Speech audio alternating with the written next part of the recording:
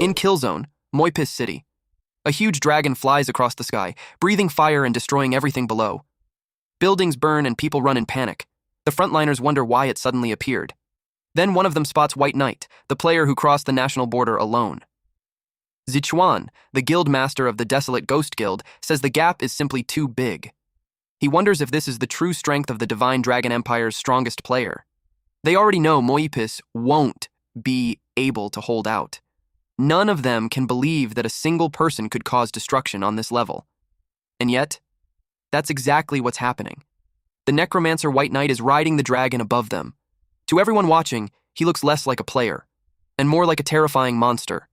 Then the necromancer White Knight releases his undead legion, sending them out to devour everything and absorb even more power. But even now, he says his strength still isn't enough. He values this life given to him by the Myriad Worlds game. His goal is simple: become stronger. After all, he once had only 1 health point left and barely 1 year to live. He stood at death's door, yet somehow survived and climbed all the way to this point. Several months earlier, on Blue Star. Inside a hospital room, a man lies on a bed, connected to life support machines. His name is Su Mubai.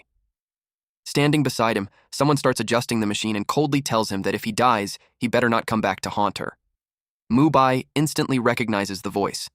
Liu Ruyan. Even though his body can't move, his mind is still clear. He wonders why they're unplugging the equipment when he isn't even dead yet, especially when she's supposed to be his fiancée. But Ruyan calmly says he's no different from a dead person anyway, and that she's simply doing him a favor. Mubai finds the situation almost laughable. He was once Blue Star's #1 gamer, a man with assets worth trillions. Yet after a terrible accident, he ended up as a vegetable. Now he can hear everything around him, but he can't move a single finger. He refuses to accept this fate, and he has no idea how things turned out like this. Suddenly, a blonde man barges into the room and asks Ruyan why she's hesitating. This man is Zhao Shu, Mubai's university classmate. He sneers and asks if she actually fell in love with Mubai and can't bring herself to finish the job. Hearing this, Mubai is stunned. He can't understand why Zhao Shu suddenly showed up here. Zhao Shu then points out that Mubai's parents are already dead. Once Mubai dies, Ruyan will inherit his entire fortune. Only then does Mubai realize the horrifying truth. The two of them have been secretly involved all along. Zhao Shu pulls Ruyan into his arms and proudly reveals that 5 years ago, he was the one who arranged for her to get close to Mubai. Everything was part of a plan leading up to this very moment. Ruyan coldly replies that it's Shu's fault for failing to kill Mubai in the car crash, forcing them to go through all this trouble. Mubai is filled with disbelief. From the very beginning of university, he treated them like family, like a brother and a lover he could trust. Zhao Shu admits he never expected Mubai to survive such a brutal accident.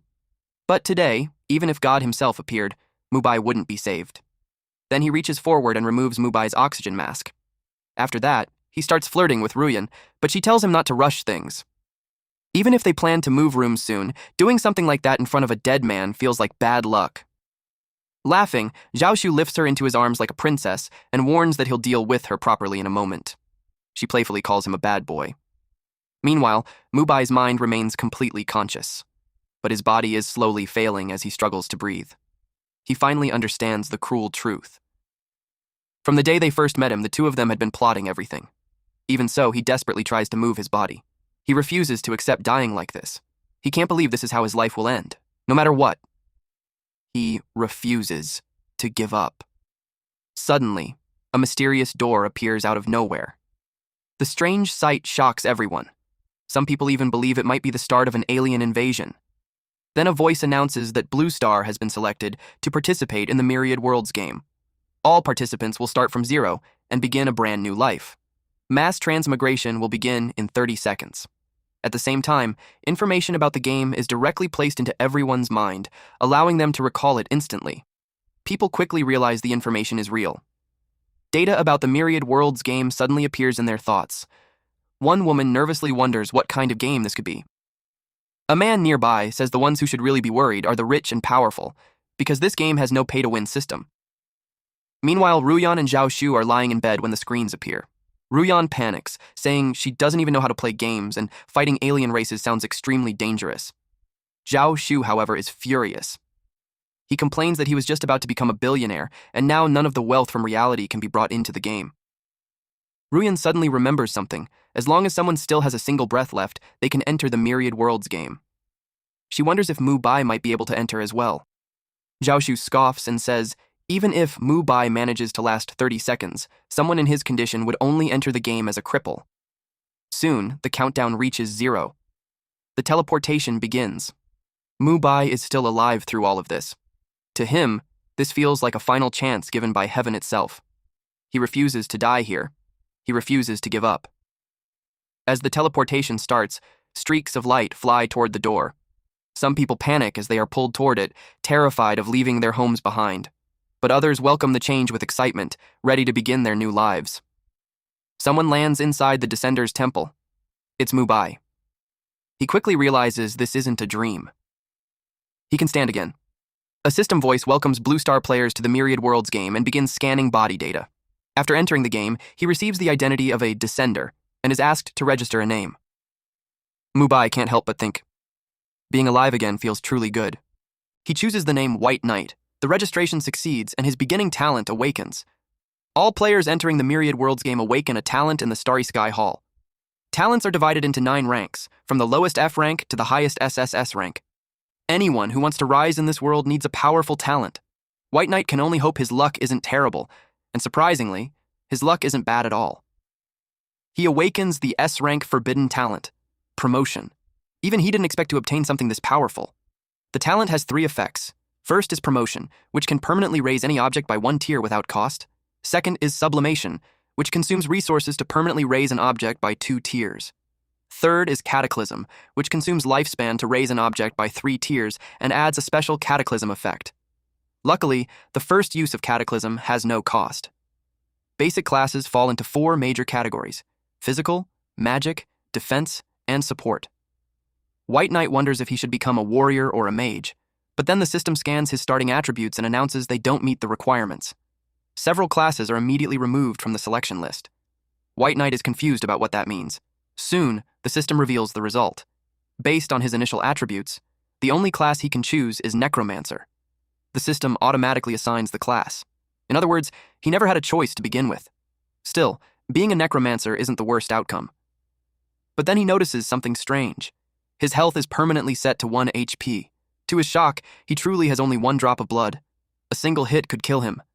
Even worse, his remaining lifespan is only 1 year. At that moment, White Knight almost feels the S-rank talent is pointless. Still, he has no choice but to take a gamble. After all, he just awakened the promotion talent, so he decides to promote his class. Promoting Necromancer by 3 tiers would normally require 100,000 years of lifespan. Fortunately, he still has 1 free use of the Cataclysm effect. Without hesitation, he confirms the upgrade. The system immediately congratulates him for evolving into the exclusive hidden class, Death Sovereign. His attribute growth changes, and he now gains 15 free attribute points every level up. He also learns 2 new skills, Lifelink and Summon Amplification. On top of that, he receives the exclusive item Book of Death. His hidden class now carries the powerful Cataclysm characteristic. White Knight can't help but feel satisfied with the result. Right then, the system announces that the Myriad Worlds game will officially begin in 10 seconds and advises all players to prepare. White Knight realizes he spent almost all his time experimenting with his talent. Then he remembers Ruyan and Zhaoshu. He silently swears that one day he will find this adulterous couple and make them experience true despair. The countdown ends. Inside the Myriad Worlds game, every time a player dies, they lose levels and 10% of their lifespan, with a minimum loss of 10 years each time. However, under the Novice Village protection, death only causes level loss and does not reduce lifespan. The Blue Star players are welcomed into the Myriad Worlds game. They are transported to the Divine Dragon Empire, Novice Village number 9527. The system wishes them safety on the journey ahead. Many people are excited. The kind of fantasy worlds they once read about in novels have finally become real. Players quickly begin forming teams, preparing to explore together. Meanwhile, White Knight decides to test his skills first, at the village gate. He summons a small skeleton. It's an F-rank level 1 summon, a weak skeleton that fights for him. The cast time is 3 seconds, the cooldown is 30 seconds, and it costs 20 mana. Its stats scale with the player's spirit attribute. He also has the active skill Scorch, another F-rank level 1 skill. It releases soul fire that burns the target, dealing 150% spell power damage over 5 seconds. The range is 30 meters, The cast time is 2 seconds, the cooldown is 5 seconds, and it consumes 10 mana. White Knight feels satisfied. At least he has one summon skill and one attack skill to start with. In addition, he has Lifelink, a level 1 active skill. It allows him to link with a summoned undead and share health points with it. The skill casts instantly and has a 10-second cooldown. He also has Summon Amplification, an S-rank passive skill with no level. It reduces summoning cast time by 50%, reduces cooldown by 50%, and increases summoned creature attributes by 500%. White Knight finds it amusing that he already has an A-rank skill and an S-rank skill this early.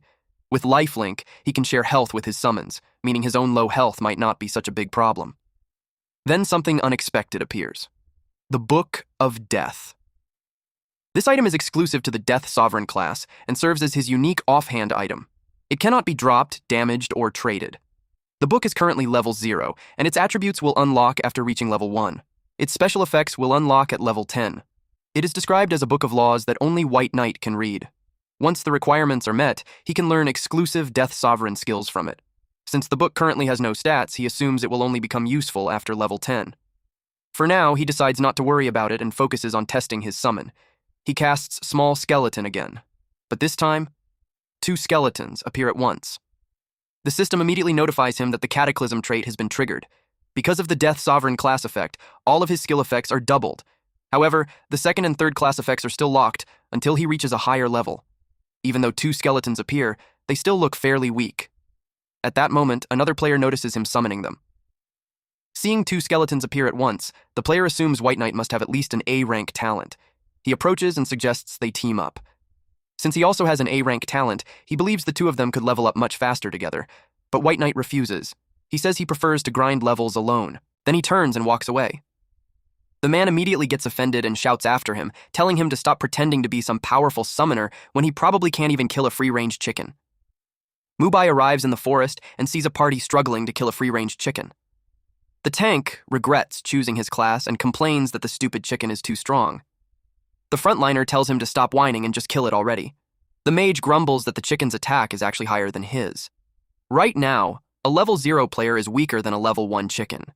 One of them gets fed up and says he's going back to the village to look for a lifestyle class. If anyone enjoys fighting something like that, they can deal with it themselves. The free-range chicken is level 1, with 100 over 100 HP, 10 attack, 5 physical defense, and 5 magic defense.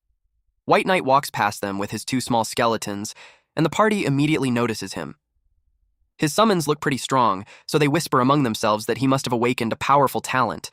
Naturally, they start feeling jealous. One of their teammates quickly tells them to stop staring and focus on killing the chicken. White Knight calmly says he won't steal their monsters. With his class skill being this ridiculous, killing a chicken would honestly feel like overkill. Just then, he notices the nearby bushes shaking. Suddenly, 2 rabbits jump out.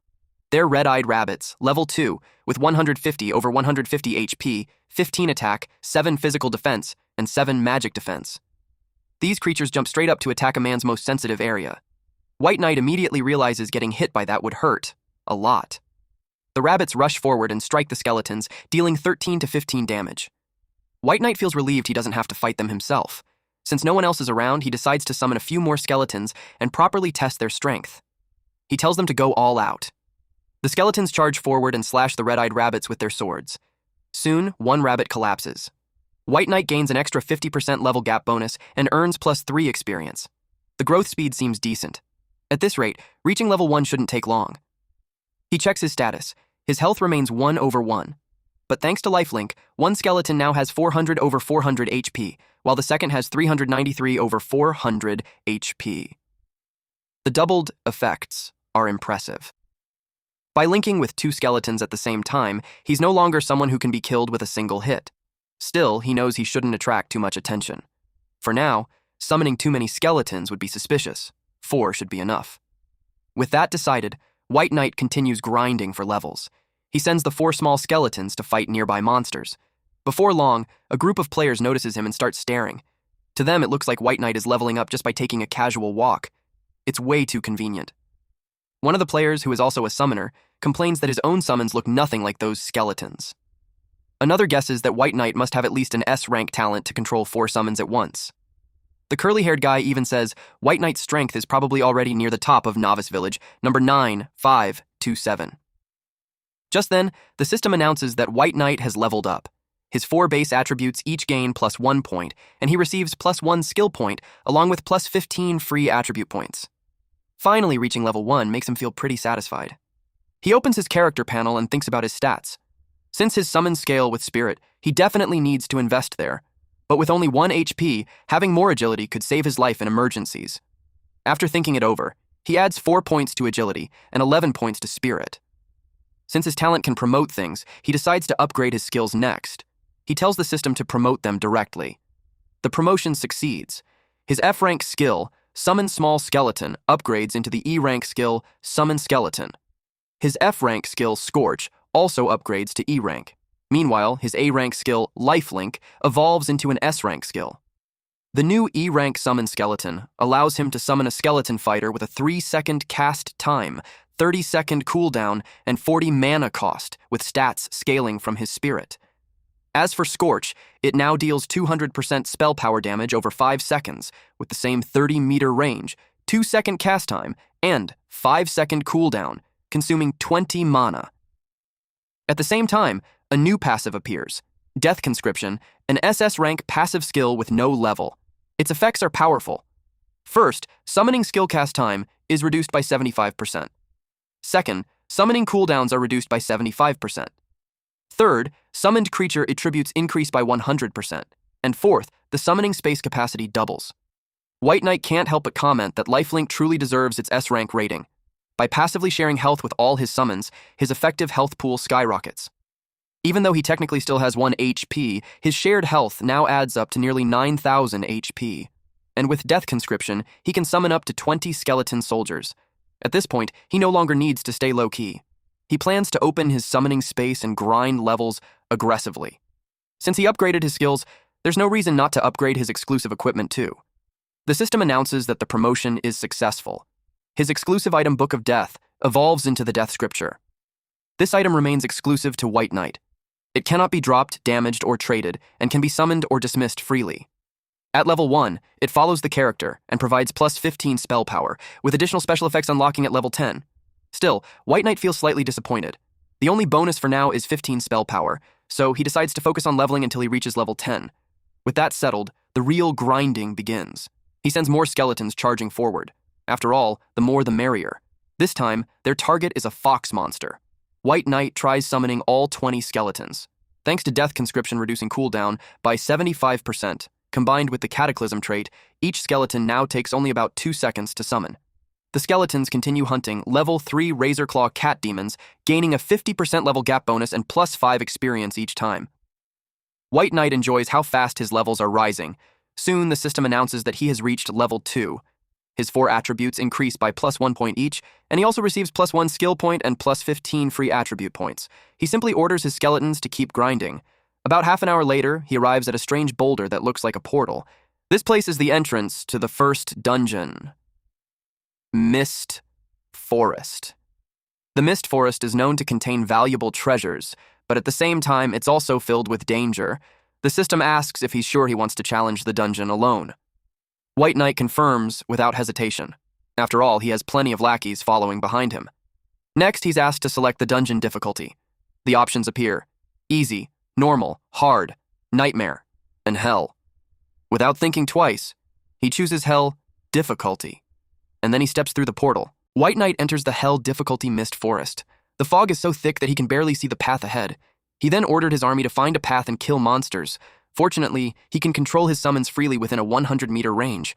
Otherwise, he'd probably worry about his skeletons getting lost in the fog. Soon, one of his skeletons encounters a monster, a mystery demon, an elite level 8 creature with 3,600 over 3,600 HP, 74 attack, 60 physical defense, 40 magic defense, and the skill Entangle. White Knight feels excited the moment he sees it. Finally, a real target. He immediately orders his minions to attack together. The mystery demon responds by casting Entangle. Thick vines wrap around one skeleton and rip its arms apart. White Knight notes that an elite monster's attack power is definitely no joke. But even so, it can't withstand the sheer number of his minions. He orders all the skeletons to focus their attacks on it. Soon the system announces the result. After killing the level 8 elite Mist Tree Demon, he gains a 50% level gap bonus and earns plus 60 experience. The Mist Forest is originally a level 5 dungeon, but the Hell difficulty raises monster levels by 3 and turns them all into elite monsters. The experience gain is indeed impressive. Just then, White Knight senses movement behind him. A snake suddenly swings down from a branch. He quickly jumps aside to dodge its attack. The creature is a Mist Tree Python, another level 8 elite monster with 3,000 over 3,000 HP, 108 attack, 52 physical defense, 30 magic defense, and the skill Strangle. These pythons specialize in wrapping their prey tightly. White Knight lifts his staff and fires a burst of blue flame at it. The attack deals 98 and 101 damage. Right after that, his skeletons rush in. The Mist Tree Python quickly falls. The system announces that he has defeated a level 8 elite Mist Tree Python, earning another 50% level gap bonus and plus 60 experience.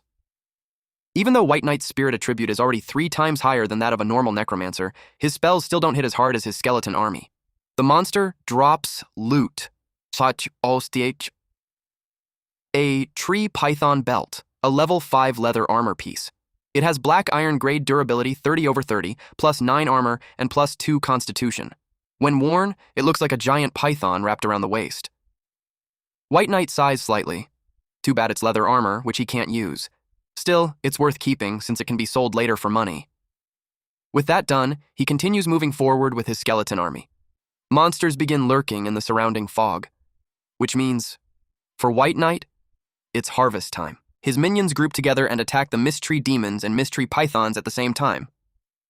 It quickly turns into organized chaos. Soon, the system announces that White Knight has reached level 5. His 4 attributes each gain plus 1 point, and he receives plus 1 skill point along with plus 15 free attribute points. White Knight levels up once again. During the grind, he obtains several drops: black iron equipment, a wooden wand, a snake fang short dagger, tree python leather armor, and 2 E-rank skill books, Entangle and Strangle. The wand is somewhat usable for now, but the rest isn't very helpful. He decides he'll upgrade them later and sell them. Looking at his status panel, it now shows he is level 5 with the Necromancer class. His attributes are 51 agility, 108 spirit, 1 over 1 HP, 6,480 over 6,480 mana, and 409 spell power. His exclusive forbidden trait is Promotion. His class skills include Summon Skeleton, E-rank, Scorch, E-rank, Life Sharing, S-rank, and Death Conscription, SS rank. His summon space is 10 over 20. His weapon is the wooden wand, his class-exclusive item is the Death Scripture, and his remaining lifespan is still less than 1 year. The wand's stats are pretty weak, though, so he'll need a better weapon eventually. Then he notices something interesting. His Death Scripture has also leveled up. The Death Scripture is a class-exclusive item that cannot be dropped, damaged, or traded. Its base attributes now give plus 75 spell power, plus 25 to all attributes, and plus 100% damage against undead creatures. Even his summoned skeletons receive the buff.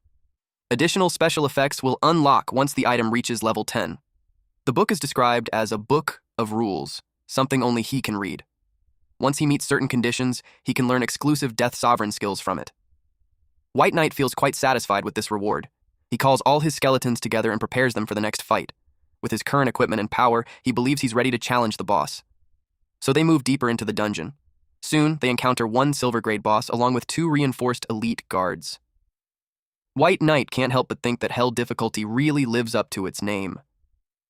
The boss is the Mist Tree Python King, a silver grade level 8 monster with 88,000 over 88,000 HP, 327 attack, 136 physical defense, 98 magic defense, and several skills: Strangle, Devour, Venom Spray, and Earthshaker. Beside it stand the Mist Tree Python guards, reinforced elite monsters at level 8, each with 8,350 HP, 198 attack, 72 physical defense, 60 magic defense, and the skill Strangle. White Knight studies the situation carefully. The boss alone has over 80,000 HP, and it's protected by 2 guards. For a moment, he wonders if his skeleton army can actually handle it. But in the end, he decides to just try and see what happens. So he orders his minions to charge. His minions charge forward. But the Mist Tree Python King suddenly opens its mouth and devours one of the skeletons. White Knight immediately realizes the boss's attack power is truly terrifying. Still, even if its damage is high, he believes it won't be able to handle his skeleton C tactic. Soon, 2 more skeletons appear. He orders his minions to slash it aggressively. The skeleton army quickly deals with the Mist Tree Python guards. Each guard killed gives him a 50% level gap bonus and plus 180 experience points. With the guards gone, he commands all his little brothers to focus fire on the boss. The skeletons strike the Python King on the head, which only makes it even angrier. White Knight feels a bit disappointed when he sees his own damage numbers. Compared to his skeletons, his attacks look almost embarrassing. The boss turns its attention toward the skeletons. It swallows another skeleton whole, killing it instantly. Then it thrashes its massive body, tearing several skeletons apart. White Knight senses something dangerous. It looks like the boss is about to use one of its major skills. Suddenly, the Python King spits out a green poisonous mist. White Knight is startled. He didn't expect the boss to actually target him directly. The mist rushes toward him and covers his vision, but White Knight takes the hit head-on. Thanks to life sharing, his combined health pool is now well over 100,000 HP. Compared to that, this damage is nothing. Then he counterattacks. Blue flames ignite in his hands as he charges forward. He continuously casts Scorch, while his skeleton army keeps slashing the boss from all sides. Under the constant damage, the massive creature finally collapses. The system announces that he has defeated the level 8 silver grade boss, Mist Tree Python King. He receives a 50% experience bonus and earns plus 14,400 experience points. White Knight is satisfied with how smoothly the fight went. Then another announcement appears. The system congratulates him for becoming the first player in Novice Village number 9527 to solo kill a boss. As a reward, he receives 1 basic life soul stone and 1 gold coin. Another notification follows immediately. He is also the first player in Novice Village number 9527 to solo kill a silver grade boss. This achievement grants him an additional reward of 5 basic life soul stones and 5 gold coins. The system made an announcement in Novice Village number 9527. It declared that White Knight had become the first player to solo kill a silver grade boss. The notice encouraged all players to learn from him so they could earn rich rewards as well. The players could hardly believe it. Some were also curious about who White Knight was and what kind of freakish talent he had awakened. Most of them assumed his talent had to be S rank or even SS rank. Otherwise, there was no way someone could solo kill a silver grade boss this early. One player was furious about the huge gap between them. Another complained that the Myriad Worlds game was terribly unbalanced. They said they could barely defeat small mobs, yet this guy was already solo killing bosses. Someone else sighed and said he never expected to become cannon fodder after transmigrating. From another party, a woman had just learned that solo killing a boss triggers a system announcement. If she had known earlier, she would have let Maple Leaf solo kill that black iron grade boss himself. Her teammate replied that it didn't matter since there would be plenty of chances later. The man who had just answered her was Maple Leaf Xiaoxiao. He told her that White Knight was stronger than him. He admitted that a silver grade boss was still too much for him right now. The woman named Wealth World pointed out that he had already awakened an S-rank talent, yet this White Knight was somehow still stronger than him. That made her wonder if White Knight's talent might actually be SS rank. Maple Leaf answered that it was very likely. Wei, their tank, suggested inviting White Knight to join their team. Cotton Candy, a mage who looked like a small kid, knew how terrifying an SS rank talent could be. She wondered if White Knight would even agree to join them. Wealthy World confidently said she would try anyway. After all, there wasn't a man yet who had refused her invitation. Meanwhile, White Knight suddenly received a flood of friend requests. He had no idea why so many had appeared out of nowhere. He didn't have time to deal with them all, so he decided to reject them. Then he took out a basic life soul stone, a special item. After absorbing it, it increases lifespan by 30 days. However, if he dies, he will lose 1/10 of that lifespan, with a minimum loss of 3 days. He was surprised to see an item that could actually increase lifespan. He decided to promote those stones first. After doing so, he obtained an intermediate life soul stone. This special item increases lifespan by 120 days upon absorption. If he dies, he will lose 1/10 of that lifespan, with a minimum loss of 12 days. He was glad the promotion worked. 6 intermediate stones would equal almost 2 years of life. Getting that much lifespan for free felt strangely addictive. Now he wanted to collect even more life soul stones. The 2 skill books he received were not useful for him. As for the equipment pieces, only the poison ring was somewhat helpful, so he decided to promote it. The promotion succeeded, and he obtained a venomous ring. It was gold grade with 100/100 durability, granting plus 30 spell power, plus 10 agility, and plus 10 spirit. Magic skills now had a chance to inflict 150 poison damage, triggering at most once every 10 seconds. He liked that it had both magic and poison attributes. If his attack wasn't enough, the poison would finish the job. He then noticed how many skeletons had died just fighting a beginner boss. That made him realize something important. His skeletons simply weren't strong enough. Now that he had some gold coins, he considered sublimating the summon skeleton skill to upgrade it further. He chose to upgrade it. The options were Promote, Tier 1, Sublimate, Tier 2, and Cataclysm, Tier 3. Without hesitation, he chose Sublimate. The system informed him that it would cost 5 gold coins to overwrite the previous promotion effects and sublimate the skill. It was painfully expensive, but he knew he could earn more gold later. So he went ahead with the sublimation. The system then announced that his F-rank skill, Summon Small Skeleton, had successfully evolved into the D-rank skill, Summon Skeleton Soldier. This D-rank level 6 active skill allowed him to summon either a skeleton warrior or a skeleton archer to fight for him. The cast time was 3 seconds, the cooldown was 30 seconds, and it cost 200 mana. The skeleton's stats would scale based on the player's spirit attribute. He was very pleased with the skeleton archer. Those 5 gold coins suddenly felt like a great investment, so he summoned them right away. The skeleton archer had 637 strength, 637 constitution, 637 agility, and 6,370 health points, with 319 physical defense. It possessed a skill called Double Shot. At rank E level 6, it could instantly fire 2 arrows, striking the target twice. Each arrow dealt 90% physical damage, with a 30-second cooldown. Because it had converted into the archer class, its agility bonus increased significantly. Meanwhile, the skeleton warrior had 637 strength, constitution, and agility, with 956 attack and 319 physical defense. It possessed the skill Heavy Strike. At rank E level 6, it swung its weapon to deliver a heavy blow, dealing 175% physical damage, also with a 30-second cooldown. As a warrior class, its strength bonus increased significantly. Now he could finally say his summons had decent stats.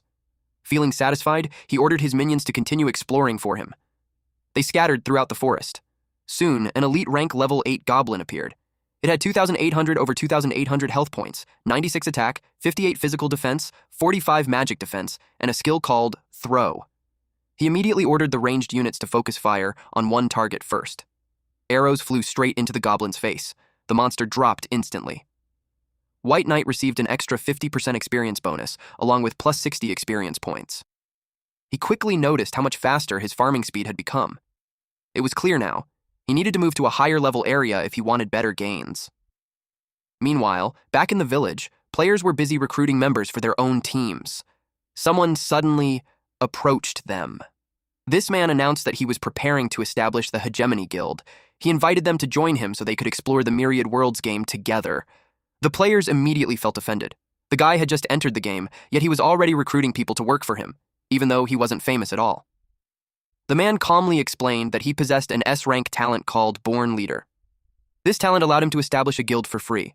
Guild members would receive a 20% experience bonus, 20% monster drop bonus, and 20% attack and spell power bonus. And the stronger the guild became overall, the greater the buffs would grow. Hearing that, many players became intrigued. The ability sounded incredibly powerful. Several of them quickly said they wanted to join. The man told them not to rush and to join one by one. But their conversation was suddenly interrupted when they received a server-wide pinned message. The sender was Wealthy World, and the message was directed at White Knight. She asked him to accept her friend request because she had an important matter to discuss. When the players saw this, they immediately started complaining. One of them grumbled that he had worked his butt off killing dozens of monsters and still didn't even have 100 copper coins. Yet this spendthrift casually spent 10 gold coins just to send a message. Everyone became curious about who this person was. After all, sending a server-wide pinned message cost 10 gold coins, which was an insane amount right now. The commotion quickly spread through the village. Some wondered if Wealthy World was truly that rich. The man who planned to establish the guild also started wondering where she got so many gold coins. At the same time, he became curious about White Knight. The name alone made him want to see how strong this person really was. White Knight saw the message. Since Wealthy World had spent 10 gold coins just to find him, it was obvious she had serious money. So he decided to meet her. After they became friends, Wealthy World immediately invited him to join her team. She promised to cover all his equipment and skills, plus give him 100 gold coins up front. Getting 100 gold coins right away sounded incredibly generous. White Knight couldn't help wondering how she had become this rich when everyone had only just left the novice village. So he asked her why he should trust her. She replied that money was just a number to her. As long as he signed a contract to join her team, there would be plenty of money waiting for him. And if he still didn't believe her, he could simply look at her SSS rank exclusive skill, God of Wealth. This talent had 3 effects. The first was Money Tree, which allowed her to shake a money tree once a day and randomly receive 1 to 999 gold coins, with a chance to obtain special treasures as well. The second effect was Wealth Rolls In, which increased the total currency she carried by 1% every day. The third was Income Only, No Outgo, meaning she would not drop any gold coins or items when she died. After hearing all that, White Knight realized that this God of Wealth talent was simply too heaven-defying. White Knight realized that with this God of Wealth talent, making money would be as easy as lying down and printing gold. But teaming up sounded troublesome to him, and it would also make it easier for others to discover his secrets. He decided to forget about it. In the early stages, leveling alone felt much safer, so he replied that he preferred to act alone. Wealthy World was offended that he actually dared to refuse her. Maple Leaf Xiaoxiao asked her if White Knight had refused to join them. She answered that White Knight preferred to act alone. Ah Wei suggested they forget about him for now, since they could just grind monsters themselves.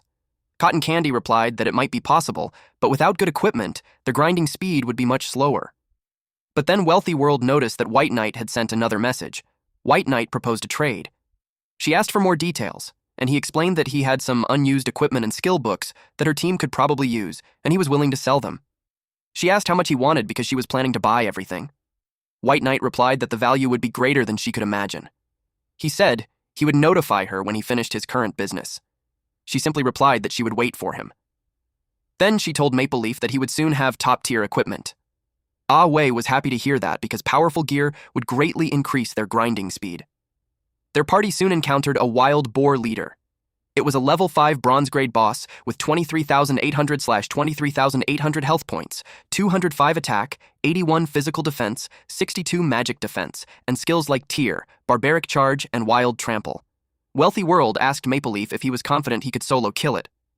He replied that it wouldn't be a problem. She told everyone to hand their life recovery potions to Maple Leaf. Then she instructed him to leave the party. Ah Wei was ordered to stand guard and make sure no one interfered with Maple Leaf. Their goal was simple: secure the system announcement. After that, they told Maple Leaf to go. He moved in.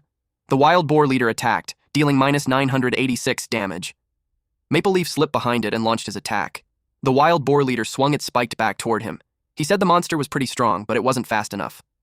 Wealthy World commented that Maple Leaf had plenty of combat experience, so solo killing the boss shouldn't be a problem. Meanwhile, White Knight killed a level 8 silver grade boss, the Goblin Leader, earning an extra 50% experience bonus and plus 14,400 experience points. Having such a large group of minions made things incredibly convenient. He could move through the mist forest almost without resistance. The system notified him that his level increased to 6, giving him plus 1 point to all 4 attributes and plus 15 free attribute points. The only thing he could complain about was how annoying it was to pick up all the loot. One of the items he picked up reinforced Bone Shield, but with life diversion, that skill was useless to him. The Mist Cloak had the effect of lowering aggro, but it was honestly just too ugly to wear. It was level 5, gold grade, with 100/100 durability, plus 28 physical defense, plus 20 magic defense, plus 10 constitution, and plus 10 spirit. After equipping it, it lowered the user's presence slightly, reducing the chance of attracting monster aggro. Another item caught his attention, an emblem with excellent attributes. It was level 5, gold grade, with 100/100 durability. It increased health by plus 200, mana by plus 400, and spell critical chance by plus 5%. Whenever his spell landed a critical hit, he would gain a buff that increased spirit by plus 20 for 10 seconds, though the effect could not stack.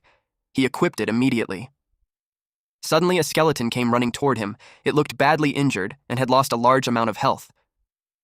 He wondered how this had caused the king's territory to appear. The system suddenly sent another notification. A large number of skeleton soldiers had caused the Goblin King to recall long-buried memories, triggering a hidden plot. The Goblin King had fallen into a state of madness, increasing all attributes by 50%. The Mist Forest exit had been sealed, and the only way to leave the dungeon was by killing the Goblin King. To trigger the hidden plot completion, he had to kill the Goblin King within 2 minutes. White Knight quickly summoned more skeletons to prepare for the battle. The Goblin King roared in anger that someone dared to invade his territory, It declared that it would smash his rotten bones into pieces. The Goblin King, Regu, was now in a special state where all attributes increased by 50%. It was a level 8 gold grade boss with 286,218 over 327,000 health points, 843 attack, 312 physical defense, and 270 magic defense. Its skills included Thunderstrike, Trample, Heroic Leap, Summon Goblin Warrior, and Berserk. Regu's long-buried painful memories had driven him into madness. The system note added that even if White Knight died and revived, Regu would continue hunting him. White Knight knew that killing it within 2 minutes would be difficult, especially with over 300,000 health points. The boss had massive health, but White Knight knew something important. It still couldn't handle the sheer number of his minions, so there was no reason he couldn't defeat it. The Goblin King charged toward the group of filthy, rotting bones. It snarled that just smelling their scent made it want to vomit. White Knight admitted that the boss dealt serious damage. A normal level 5 player would have been instantly killed. Too bad for the boss, it had run into him. The Goblin King growled in annoyance when it realized he had tried to sneak up on it. Meanwhile, the skeleton archer continued firing arrows and dealing steady damage. The Goblin King finally decided to target the archer, and that was exactly what White Knight wanted. The Goblin King then summoned the warriors of its race, ordering them to smash those filthy bones into fragments for their king. Goblin warriors began pouring out of a portal. They were also in a madness state, increasing all their attributes by 50%. Each one had 13,500/13,500 health points, 279 attack, 105 physical defense, and 93 magic defense. Their skill was Powerful Strike. White Knight was slightly taken aback. He could already tell that this fight was about to get tricky. The Goblin King grew furious at this necromancer. White Knight had already wiped out many of his clansmen in the Mist Forest, and the king had no intention of letting him escape. It roared and ordered its warriors to crush him and his minions. The Goblin King slammed its weapon into the ground, creating a powerful shockwave. Fortunately, White Knight managed to step aside just in time. Even so, he complained that the hit still hurt quite a bit.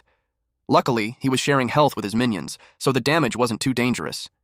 He quickly summoned more skeletons and ordered them to deal with the smaller goblins first. The skeletons rushed forward and began cutting down several goblin warriors. Then he commanded the archer skeletons to rain arrows down on them. The Goblin King watched as more of his army fell, but it refused to be defeated. It roared that it would never become a slave again. At that moment, Goblin King Reggie entered a berserk state. His attack power increased by 50%, his attack speed increased by 50%, but both his physical and magic defenses dropped by 50%. White Knight simply looked at the raging boss and called it a noob. Suddenly, a system announcement rang out. Maple Leaf Xiaoxiao had become the first player to solo kill a bronze-grade boss. White Knight realized the first kill announcement had been stolen, but he didn't let it bother him. He wasn't going to lose sight of the big reward over a small title. Instead, he ordered all his skeletons to charge at once. Their overwhelming numbers finally brought the Goblin King down. The system announced that he had killed the level 8 gold-grade boss Goblin King Reggie, granting an extra 50% experience bonus and plus 43,200 experience points. With that, he reached level 7, gaining +1 to all 4 attributes, +1 skill point, and +15 free attribute points. He also became the first player in Novice Village number 9527 to solo kill a gold-grade boss. As a reward, he received 12 basic life soul stones and 12 gold coins. He looked around for any monster drops, but strangely, there was nothing. Meanwhile, a man wearing full armor had just obtained a treasure that increased his lifespan. His guild members quickly flattered him, saying he was the number 1 expert in Novice Village number 9527. Suddenly, a system announcement appeared. Maple Leaf Xiaoxiao had become the first player to solo kill a bronze-grade boss. One of his guild members immediately said Maple Leaf must have just gotten lucky. The armored man declared that he would find a gold-grade boss himself to prove who the real expert was. Right then, another announcement appeared, this time saying that White Knight had become the first player to solo kill a gold-grade boss. The man in the full armor suit frowned and wondered if White Knight had awakened an SSS rank talent. On the other side of the forest, Maple Leaf Xiaoxiao commented that White Knight was truly terrifying. Wealthy World told him it was fine. The Myriad Worlds game had only just begun, so there was still plenty of time to catch up. Maple Leaf Xiaoxiao then told the group that they should go check out the first dungeon now. Back to White Knight, the system notified him that because he killed Goblin King Reggie within 2 minutes, he had successfully triggered the hidden plot called Reggie's Nightmare, and the Mist Forest dungeon difficulty had increased to disaster grade, which was even higher than Hell difficulty. Suddenly, a thick mist flowed out of the Goblin King's mouth. White Knight frowned, wondering what was going on. The mist began showing him visions. He saw goblins living their lives, but then they met a tragic fate. They were imprisoned and burned alive. After that, one of the skeletons he had summoned appeared in the vision. Apparently, that skeleton had once been a goblin when it was alive. Then he noticed something strange. The Goblin King's body began glowing brightly, and it suddenly transformed into Skeleton King, Reggie. It had entered an insane state, with all attributes increased by 50%. It was now level 10 and ranked as a dark gold grade boss. It had 1,800,000/1,800,000 health points, 4,215 attack power, 780 physical defense, and 675 magic defense. Its skills included Summon Skeleton Warrior, Summon Skeleton Archer, Summon Skeleton Mage, Aura of the Dead, Thunder Heavy Strike, Trample of the Dead, Leap of the Dead, Berserk, and Death Aura Surround. According to the system, this creature was one of the most successful works of necromancers in ancient times. Skeleton King Reggie realized that in the end, he still couldn't escape the fate of becoming undead. He called upon his warriors to fight for him. Their souls rose from their bodies and merged together to form his blade. White Knight stared at the terrifying monster and couldn't believe that something like this could appear in a novice village. It unleashed lightning into the sky. Along with it, his summons appeared, starting with a level 10 Skeleton Warrior. It had 60,000/60,000 health points, 780 attack power, 264 physical defense, and 216 magic defense, along with a level 10 heavy strike skill. This was a heroic warrior boosted by the Aura of the Dead, increasing all its attributes by 20%. Another summon was a level 10 Skeleton Mage, with 24,000/24,000 health points, 840 spell power, 100 physical defense, and 240 magic defense, and a level 10 Fireball skill. This powerful mage was also boosted by the Aura of the Dead, raising all its attributes by 20%. There was also a level 10 Skeleton Archer, with 36,000/36,000 health points, 624 attack power, 160 physical defense, 120 magic defense, and a level 10 double shot skill. This precise archer was likewise boosted by the Aura of the Dead, increasing all its attributes by 20%. The combat power of those 6 summons was already catching up to the strength of his 20 minions. The Skeleton King clearly wanted all his enemies to join the undead army. White Knight felt overwhelmed. The enemy's attack power was way too high, and he honestly had no clear idea how he was supposed to win this fight. The system suddenly gave him a warning. The hidden plot, Reggie's Nightmare, had officially begun, and Novice Village Protection was now disabled. If he died, he would lose 10% of his lifespan, with a minimum loss of 10 years. Hearing that nearly made his heart stop. Even if he absorbed all his life soul stones, it still wouldn't be enough to cover a single deduction. For a moment, he worried that his journey in the Myriad Worlds game might end right here. Skeleton King Reggie then unleashed Thunder Heavy Strike, smashing several of his minions in one blow. White Knight was also caught in the attack. Gritting his teeth, he ordered the archer skeletons to aim at those scums and focus their fire. White Knight realized that with his current mana, he could only summon 20 skeleton warriors. He knew that wouldn't be enough. The enemy's defense was simply too high. He needed to upgrade the skill to another tier. There was no safe option left. He decided to risk everything. First, he would eat the stones and see how much lifespan the Cataclysm promotion would cost. He successfully absorbed several intermediate life soul stones, bringing his lifespan to 6 years. The system notified him that once the skill underwent Cataclysm to C rank, 3 branches would appear: Summon Skeleton Warrior, Summon Skeleton Archer, and Summon Skeleton Mage. He needed to choose which path to evolve. Without hesitation, he chose Skeleton Warrior, since it was the safest option due to their massive health pool. The system notified him that he had lost 5 years of lifespan. His F-rank skill, Summon Small Skeleton, had successfully mutated into the C-rank skill, Summon Skeleton Warrior. The skill was now C-rank, level 8, with a 3-second cast time, 30-second cooldown, and 300 mana cost. The Skeleton Warrior's stats scaled with the player's spirit attribute. The mutation effect was incredible. The Skeleton Warrior's maximum health increased to 500%, while attack power increased to 100%. The bonus was so outrageous for a C-rank skill that White Knight couldn't help wondering if the system had lost its mind. He immediately summoned more Skeleton Warriors to match Skeleton King Reggie. Each Skeleton Warrior had 930 strength, 930 constitution, 930 agility, and 69,750/69,750 health points with 3,720 attack power and 930 physical defense. Its skill. Heavy Strike was at level 8, allowing it to swing its weapon and deal 185% physical damage with a 30-second cooldown. The mutation bonuses pushed it even further. Maximum health increased by 500%, attack power increased by 100%, and all attribute bonuses were significantly boosted. The skeleton warriors charged and attacked Skeleton King Reggie, while Reggie commanded its undead subordinates to hold the line. White Knight's skeleton slowly began dealing steady damage. He continued summoning more warriors. Then the Skeleton King entered a berserk state. Its attack power increased by 50%, attack speed increased by 50%, but both its defenses dropped by 50%. Seeing their defenses drop, White Knight smirked. In his eyes, they had just sped up their own deaths. He immediately ordered all his summons to focus fire in one final wave. The Skeleton King Reggie's health bar dropped rapidly. Soon after, the system notification appeared. White Knight had killed it. He gained an additional 50% experience bonus and plus 270,000 experience points. With that, he reached level 8, gaining +1 to all 4 attributes, +1 skill point, and plus 15 free attribute points. But with 270,000 experience, he knew it wouldn't stop there. The system soon confirmed that he had reached level 9. Another notification appeared. He had become the first player in Novice Village number 9527 to solo kill a dark gold grade boss.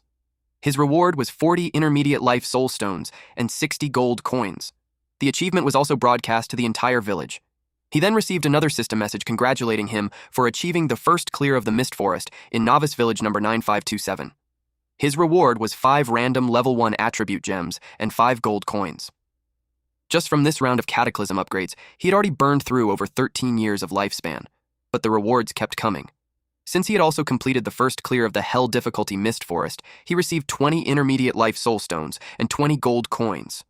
Still, White Knight frowned, because technically, he had cleared a disaster-level dungeon, not just Hell difficulty.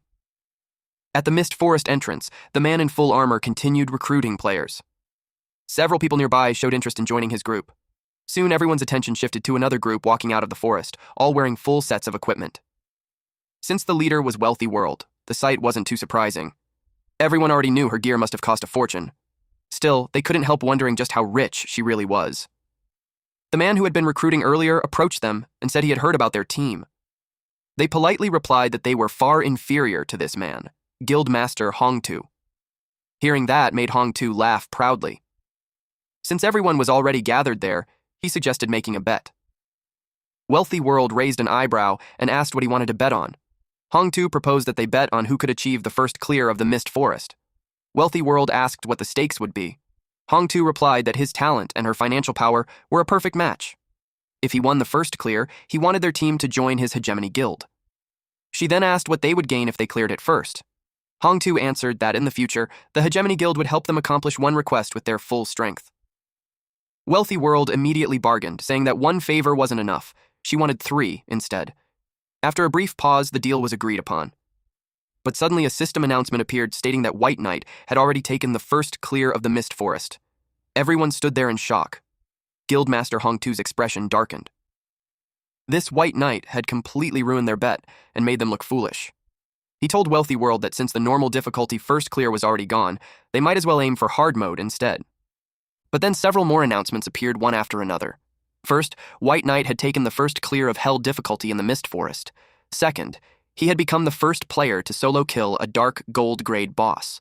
And third, a Blue Star Zone announcement congratulated the Divine Dragon Empire player White Knight for becoming the first player in the entire Blue Star Zone to solo clear a disaster-level dungeon. Guildmaster Hongtu could only shout that this was absolutely outrageous. Without another word, they stepped into the portal. Cotton Candy asked Wealthy World if they weren't going in as well. Wealthy World calmly replied that there was no need to rush anymore, since the first clear was already gone anyway. She said she wanted to wait a little longer.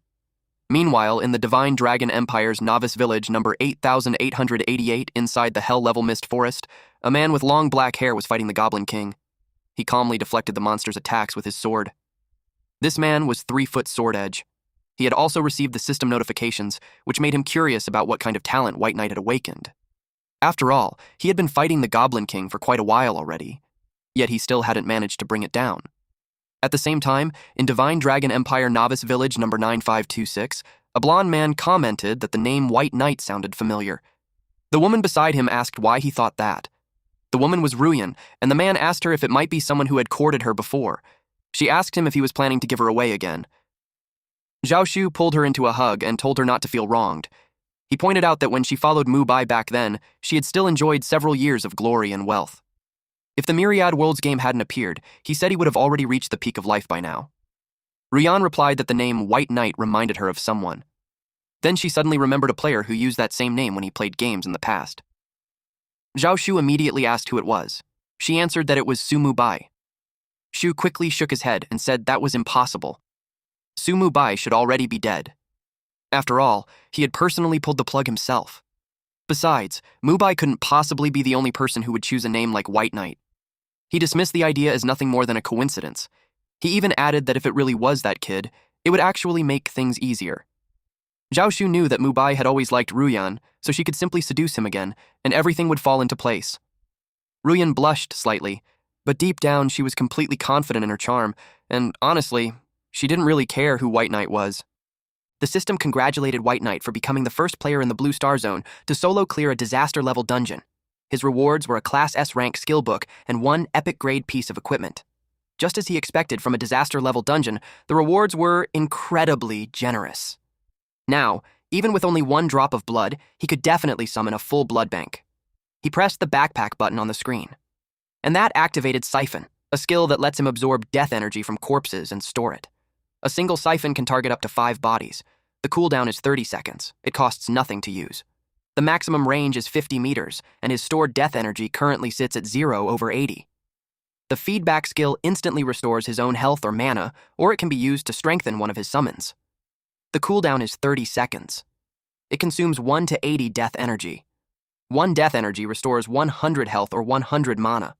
1 death energy can also boost a target's main attribute by 0.5% for 60 seconds. Now, he would never have to worry about mana consumption ever again. At the moment, he could only choose the free promotion option. The system confirmed the cost-free promotion of the skill book Death Siphon Feedback to Tier 1. He confirmed it and learned the new skill, Death Siphon Feedback. He tested it on the enemy and successfully siphoned 320 death energy from the corpse of the Dark Gold boss, Skeleton King Reiji. But the system soon notified him that his stored death energy had already reached the limit. If he wanted to siphon more, he would need to consume some of it first. He didn't expect the amount to be that high. He guessed it was because the boss had originally been an undead creature, so the death energy inside it was much richer. He also received an item called the Whisperer of the Dead Robe, a top cloth armor. It works from level 10 to level 60, scaling with the player's level. The item upgrades every 5 levels, with a maximum upgrade at level 60. It is an epic grade item. He suspected this might be the first epic grade equipment in the entire Blue Star Zone. Unfortunately, it still needed appraisal, and appraisal fees were never cheap. For now, he decided to keep it. He suddenly realized something. He rummaged through the remains of Skeleton King Reiji to see what else had dropped. His plan was to pack everything and send it to Wealthy World later. After all, he had technically killed the boss twice, so he expected it to drop some good stuff. Suddenly, a massive explosion of loot appeared. He obtained 10 gold coins, 38 silver coins, a plus 10 attribute gem, a plus 3 critical gem, and 5 gold grade equipment pieces. There was also a dark gold grade item called the Necklace of the Dead, along with Boots of the Shadow, heavy bone armor, and a giant bone sword. In addition, he received several C-rank skill books such as Summon Skeleton Champion, Summon Skeleton Archer, and Summon Skeleton Mage. There were also B-rank skill books like Aura of the Dead and Thunder Heavy Strike. On top of that, several dark gold grade materials dropped, including 10 Death Energy Bones, 10 Soul Remnants, and Hale's Crystal Ball. Since he already possessed the 3 skill books, Summon Skeleton Champion, Summon Skeleton Archer, and Summon Skeleton Mage, the system asked if he wanted to fuse the 3 into a new skill called Summon Advanced Skeleton. He didn't even know that skill books could be fused like this. He went ahead and fused them, learning the new skill Summon Advanced Skeleton. The skill was C rank, level 1. With it, he could summon a Skeleton Champion, Skeleton Archer, or Skeleton Mage to fight for him. The cast time was 3 seconds, the cooldown was 30 seconds, and it cost 300 mana. The skill also had special traits. The first trait increased the Skeleton Champion's health by 500% and its attack by 100%. The second and third traits were still locked. He guessed those were for the Skeleton Archer and Skeleton Mage, meaning the skill would need another promotion to unlock them. The system then prompted him to select a promotion tier for the Summon Advanced Skeleton skill. A normal promotion cost nothing. Sublimation into the A-rank skill. Summon Elite Skeleton would cost 10,000 gold coins, while the final Cataclysm evolution into the S-rank skill, Summon Skeleton Legion, would cost 1,000 years of lifespan. White Knight chose the direct promotion. Just like that, his C-rank Summon Advanced Skeleton skill was promoted to B-rank, level 1. A blue orb suddenly appeared, and he wondered what it was. The system asked if he wanted to accept the quest, Hale's Legacy. It was an epic grade quest with extreme difficulty, and the system advised him to consider it carefully. If he accepted, Hale's crystal ball would have part of its seal lifted and temporarily become his equipment. If he refused, the crystal ball would break through the void and leave, searching for the next destined person. He wondered if this was the harvest from the hidden plot. He was also curious if the quest item itself could be promoted, so he tried it. The system then asked if he wanted to accept Dylan's Sorrow. It was a legendary grade quest with difficulty described as beyond imagination, and the system again warned him to think carefully. If he accepted, Dylan's crystal ball would partially unseal and temporarily become his equipment. If he refused, it would also break through the void and leave to find the next destined person. He chose to accept. Since his level was still too low, the system told him to reach level 30 within 1 month to begin the first phase of the quest. If he failed to start the quest in time, he would lose Dylan's crystal ball. Dylan's crystal ball would reveal its true name after being fully unsealed. It starts at level 0 and can reach a maximum of level 200. It is a legendary grade item with durability 1000 over 1000. Its basic attributes were already impressive, plus 50 spell power, plus 20 to all attributes, plus 1000 health, and plus 2000 mana. Its effects were also powerful. The first effect increased spell critical rate by 30% and gave 50% critical damage. The second and third effects were still sealed, and their abilities were unknown. They would unlock after entering the first phase of the quest. White Knight especially liked how strong the spell crit bonus was. He loved how the harvest this time had gone far beyond his expectations. With everything collected, he finally set off to meet Wealthy World. At the entrance of the dungeon, Cotton Candy asked Wealthy World when they were going in. The sun was already setting, and Hegemony had entered the dungeon ages ago. Wealthy World replied that they should wait a little longer. Then White Knight finally came out, and she greeted him right away. White Knight looked surprised that they were actually waiting for him. She asked if he had brought the items. She also asked if they needed to change locations for the trade. He told her there was no need, and they could complete the trade right there. He then summoned his skeletons, which instantly spooked everyone nearby. Wealthy World said his strength was truly terrifying. In her mind, she was already certain that he must be an SSS rank talent player. White Knight told her that her talent was the one people would really envy. He told her that he had a lot of items and asked if she could really eat the whole batch alone. She confidently assured him that it wouldn't be a problem. He then took out all the items, and everyone was stunned. Cotton Candy was especially happy because there were so many skill books and they were D rank. She had never even heard of some of them before. Ah Wei was thrilled by the sheer amount of equipment. Wealthy World simply told White Knight to name his price, and she would buy everything.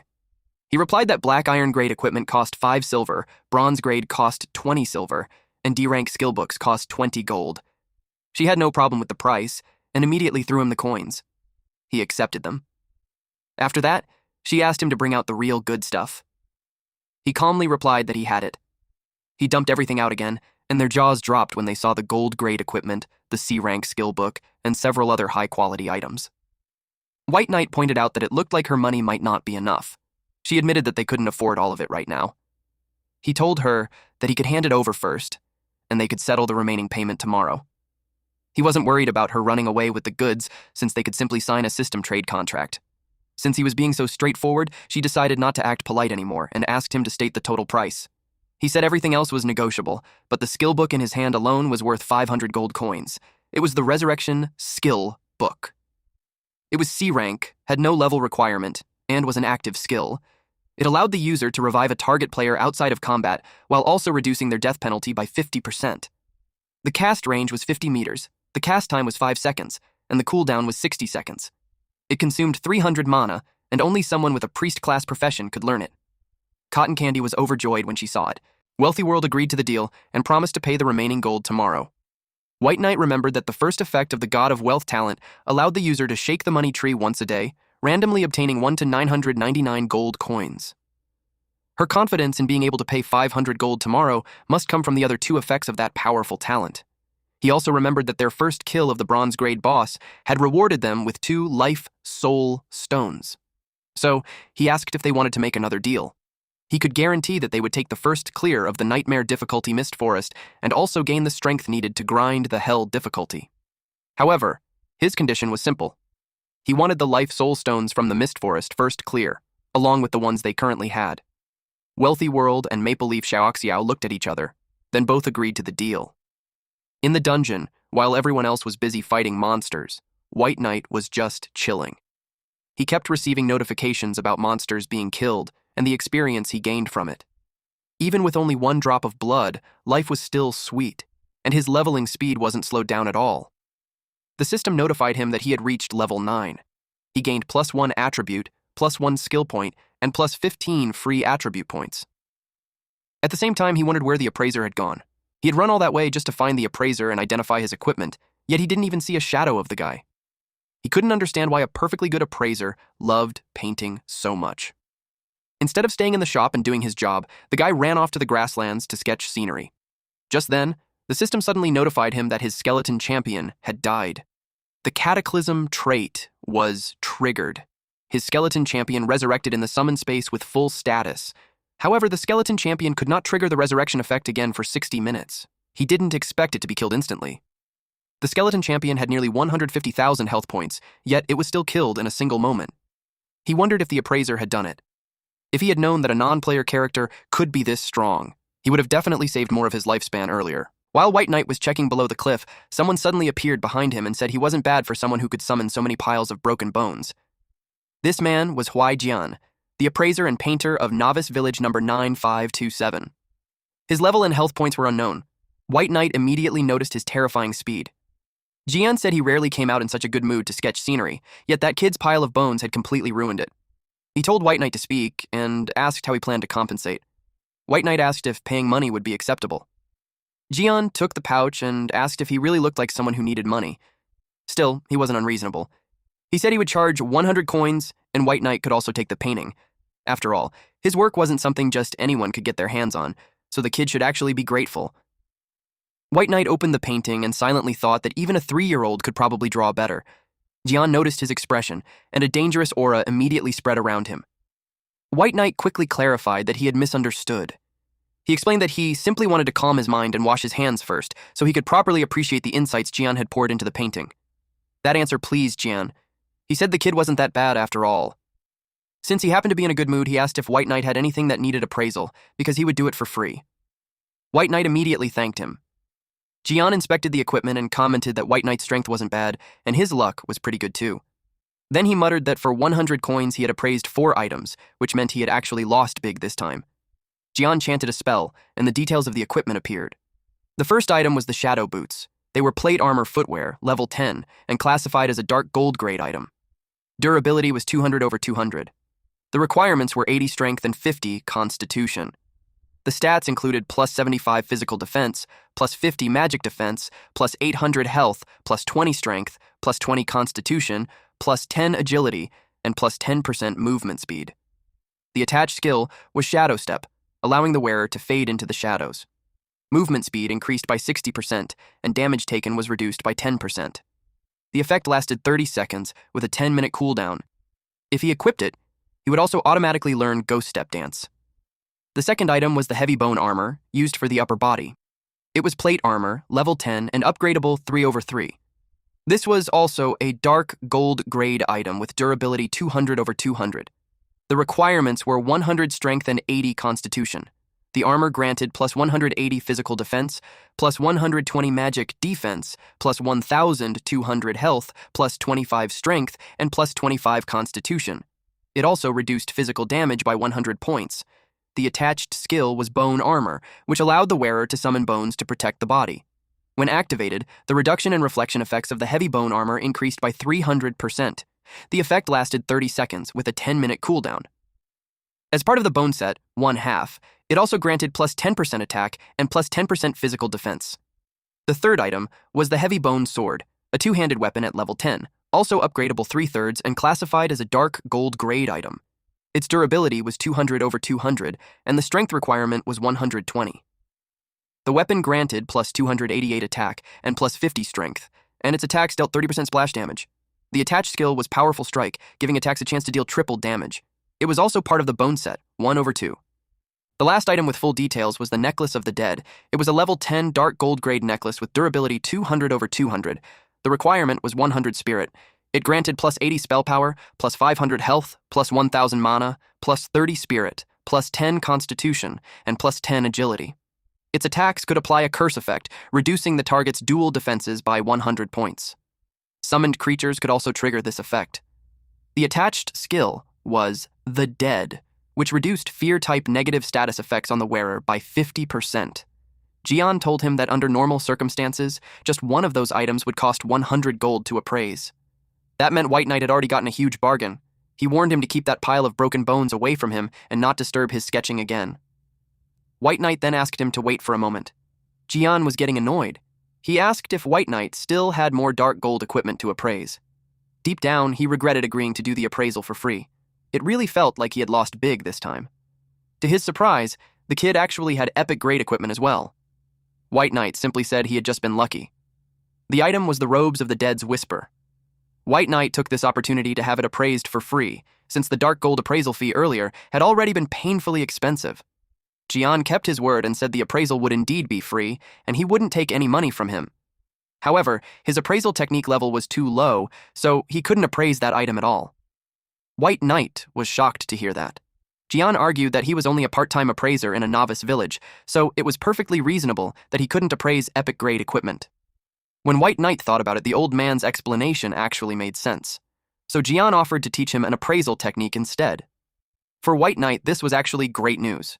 If he learned it, he wouldn't have to spend money on appraisal fees in the future. However, Jian said he would need to pay tuition first. White Knight asked how much it would cost. Jian raised 5 fingers, so White Knight guessed it meant 500 coins. Jian confirmed he was correct, but it wasn't 500 gold coins. It was 500 ancient gold coins. Ancient gold coins were part of the first batch of coins ever minted. They had long stopped circulating and technically had no official value. But to certain ancient collectors, their value far exceeded ordinary gold coins. White Knight suddenly remembered that when copper coins were upgraded, they became ancient copper coins. And he actually had some right inside his backpack. That made him wonder, if gold coins were upgraded, would they also become ancient gold coins? At that moment, the system notified him that Jian had added him as a friend. He had also received a mission called Collect Ancient Gold Coins. The task was to gather 500 ancient gold coins for Jian. The reward would be the subclass skill, Basic Appraisal Technique. Jian was about to leave when White Knight suddenly asked him to wait again. That only made Jian more annoyed. But when he turned around, he saw White Knight holding a huge bag of coins. His jaw dropped when he saw just how many ancient coins were inside. White Knight then asked calmly if Jian could now teach him the appraisal technique. Jian was clearly pleased. He admitted the kid had given him a very pleasant surprise. He handed over the skill book, and just like that, White Knight completed the hidden mission and received his reward. Jian left immediately, but before going, he told White Knight to come find him again once he had 10,000 ancient gold coins. If he did, Jian promised he would give him another surprise. With that, White Knight received a new mission called Collect Ancient Gold Coins 2. This time, he had to gather 10,000 ancient gold coins, though the reward was still unknown. White Knight found him interesting, especially since the old man promised to give him a big surprise. A basic appraisal technique obviously couldn't satisfy him, so he promoted it and obtained the intermediate appraisal technique. After learning this subclass skill, he earned the title Intermediate Appraiser. His current technique proficiency was 0/1000. As the skill proficiency increased, the success rate of his appraisal would improve slightly. The success rate for dark gold grade equipment was 60%, while epic grade equipment only had a 10% success rate. The cast time was 5 seconds, the cooldown was 60 seconds, and it consumed 1,000 mana. Subclass skills did not occupy the player's skill slots. Now he began appraising his item. But it failed. After all, the success rate was only 10%. It made him wonder if his luck was really that bad. He kept trying, and the system kept telling him the appraisal had failed. He stayed stubborn and continued until he eventually got tired. Suddenly, he received a notification that a wild treasure chest had been discovered. Today had truly been a day full of surprises. If the treasure chest was guarded by a high-level monster, then he had clearly hit the jackpot. He decided to go check it out. The treasure chest was guarded by wolves. He was glad to see that things were exactly as he expected. He called the boys over to get to work. The skeletons immediately charged the monsters. The large wolf monster let out a loud howl, calling more members of its pack. White Knight didn't mind. When it came to numbers, he welcomed the challenge. The skeletons cut down the wolves one after another. The large wolf monster struggled in pain before finally breathing its last. White Knight bragged that he hadn't even finished lining up his skeletons yet, and the monster was already dead. The system notified him that he had killed a level 10 reinforced elite monster, Prairie Vicious Wolf, granting an extra 50% level gap bonus and plus 450 experience points. He had also killed a level 10 silver grade boss, Prairie Wolf King, gaining another 50% level gap bonus and plus 36,000 experience points. The loot included 1 gold coin and 38 silver coins. He also obtained a level 1 agility gem and 1 basic skill book. His level increased to level 10, granting plus 1 to 4 attributes, plus 1 skill point, and plus 15 free attribute points. He also became the first player in the Myriad Worlds game Blue Star Zone to reach level 10, earning the title Far Ahead. White Knight then became curious about something. Could wild treasure chests also be promoted? So he tried it. The promotion succeeded. White Knight opened the chest. He obtained a gold-grade equipment called the Withered Wood Staff. There was also a gold-grade treasure map. He felt slightly disappointed that there were only 2 items inside. However, the treasure map quickly caught his interest. According to the map's guidance, it would lead him to a gold-grade treasure chest. The system asked if he wanted to use the treasure map. Once used, the treasure hunting route would be marked on the system map. The destination coordinates of this treasure map were located outside the novice village. The system then notified him that his level had reached the novice village limit. He needed to find the village chief and report to his affiliated city. Otherwise, he would no longer gain experience points. That was when he realized that players had to leave the novice village once they reached level 10. He decided to find the village chief first, and while he was at it, he casually promoted the treasure map. After the promotion, it became a dark, gold-grade treasure map. The route immediately appeared on his map, and the destination coordinates were now located outside Jingu City. The system instructed him to go there to begin the treasure hunt. The route was extremely far, and it would require him to travel abroad. For now, he accepted that he wouldn't be able to get it yet. Meanwhile, Guildmaster Hongtu came out of the dungeon.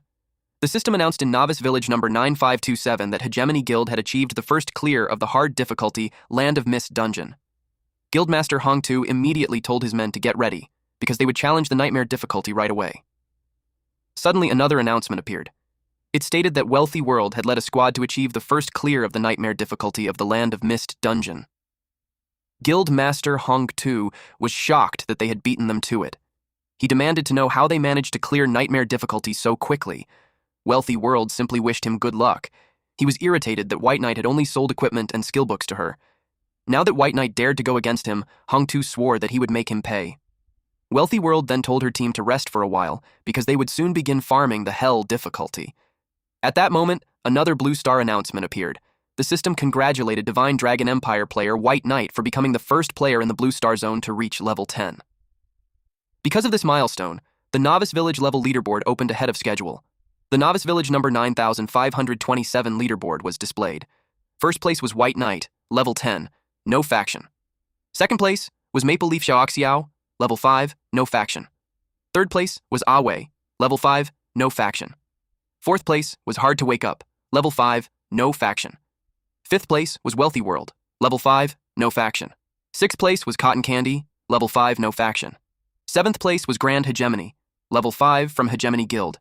Eighth place was One Sword Seal's Throat, level 5, also from Hegemony Guild. Ninth place was Turkey Flavor Rice Crust, level 5, from Hegemony Guild. 10th place was Milky White Snow, level 5, also from Hegemony Guild. Guildmaster Hongtu was clearly not pleased with these results. Cotton Candy told their boss that White Knight was leveling up incredibly fast. Maple Leaf Xiaoxiao agreed, saying it was like watching someone ride a rocket. During their trade earlier, he had only been level 8, while they were level 5. Since they had already obtained the Life Soul Stones, Wealthy World decided to send them to White Knight. She knew it was extremely important to build a good relationship with someone like him. She told her team they could move freely for now while she went back. Soon after, she met up with him. She handed over 10 basic Life Soul Stones, which were the reward from the first clear. She also told him that if he obtained any good items in the future, she hoped he would remember her first. She promised that price would never be an issue. The system then notified White Knight that his contract with her had been fulfilled. He assured her that as long as she had the money, there would naturally be no shortage of good items. Before leaving, he told her to contact him again once she left the novice village. That only confirmed for her that building a good relationship with him had been the right move. White Knight then headed toward a house. He felt that this was the right place. A man with a thick brown beard came out and said he hadn't expected a descender to reach level 10 so quickly. It was the village chief. White Knight told him that he wished to leave the novice village. The village chief agreed. He said that the god-forsaken land would eventually belong to the descenders anyway. Then he told White Knight to follow him. The floor at the center of the house began to glow, and the chief told White Knight to step inside. Their village was affiliated with East Sea City. East Sea City was one of the 10 great Level 1 main cities of the Divine Dragon Empire, and also the Empire's most prosperous coastal city. The chief told him that arriving in East Sea City would be the true beginning of his journey. White Knight thanked him and promised that if fate allowed, he would return one day to repay him. After White Knight disappeared, the village chief let out a long sigh. He quietly muttered that the chaotic times of the god-forsaken land were coming again. And this time, he didn't know how many people would die. Meanwhile, Zhu asked Ruyan if she truly believed that White Knight might actually be Mubai, but Ruyan said she didn't care whether he was or not. She was confident that once they met him, he would never escape the palm of her hand. At EC City, White Knight had just finished teleporting. He commented that the world felt far too realistic. He was a little disappointed that leaving the novice village didn't even give a reward or anything special. Out of nowhere, the system notified him that the death scripture had increased to level 10. The death scripture profession belonged exclusively to him. It could not be dropped, damaged, or traded. He could summon it or put it away at will.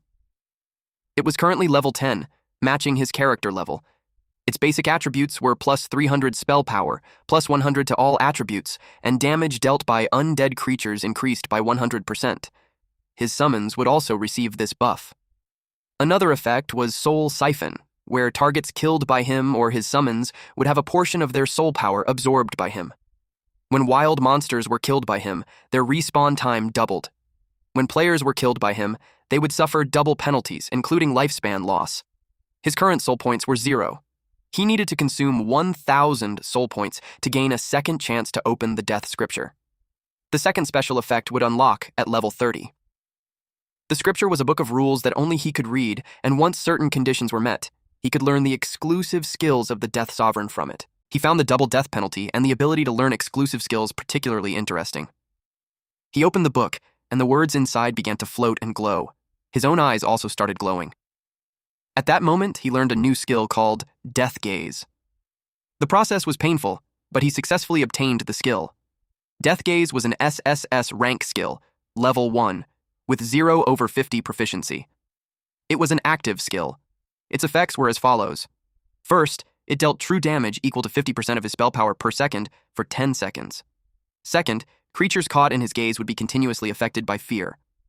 Third, all creatures with a life level lower than his would immediately have all attributes reduced by 20% when they were gazed upon.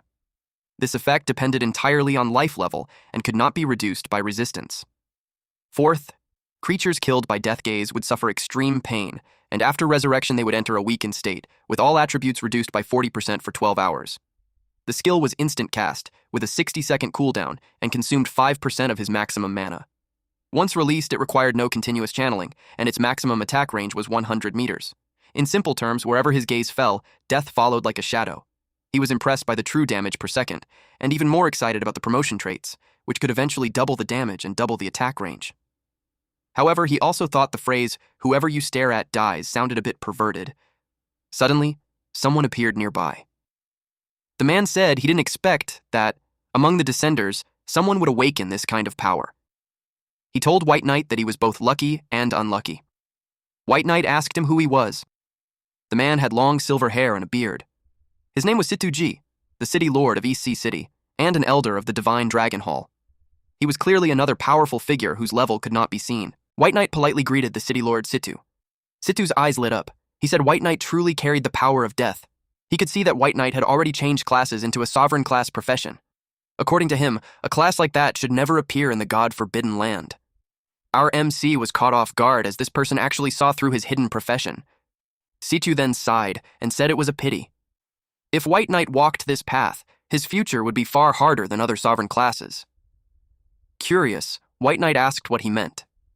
Situ said the answer would come through a test. If he passed it, he would learn more about the Death Sovereign. The system suddenly notified him that he had obtained a quest item, the Medal of the Forgotten. He also accepted an epic grade mission called Situ's Test. The goal was simple, but terrifying: clear the Land of the Forgotten and reach 100% exploration rate. The reward was unknown, and strangely, there was no failure penalty. White Knight was stunned. He had just picked up an epic mission for free. Then the medal began counting down to teleport him to the Land of the Forgotten. White Knight panicked. He hadn't even had time to prepare.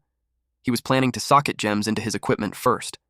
He started shouting in frustration, asking where the teleportation array for the Land of the Forgotten even was. He had officially entered the Land of the Forgotten. The epic mission Situ's Test had now begun.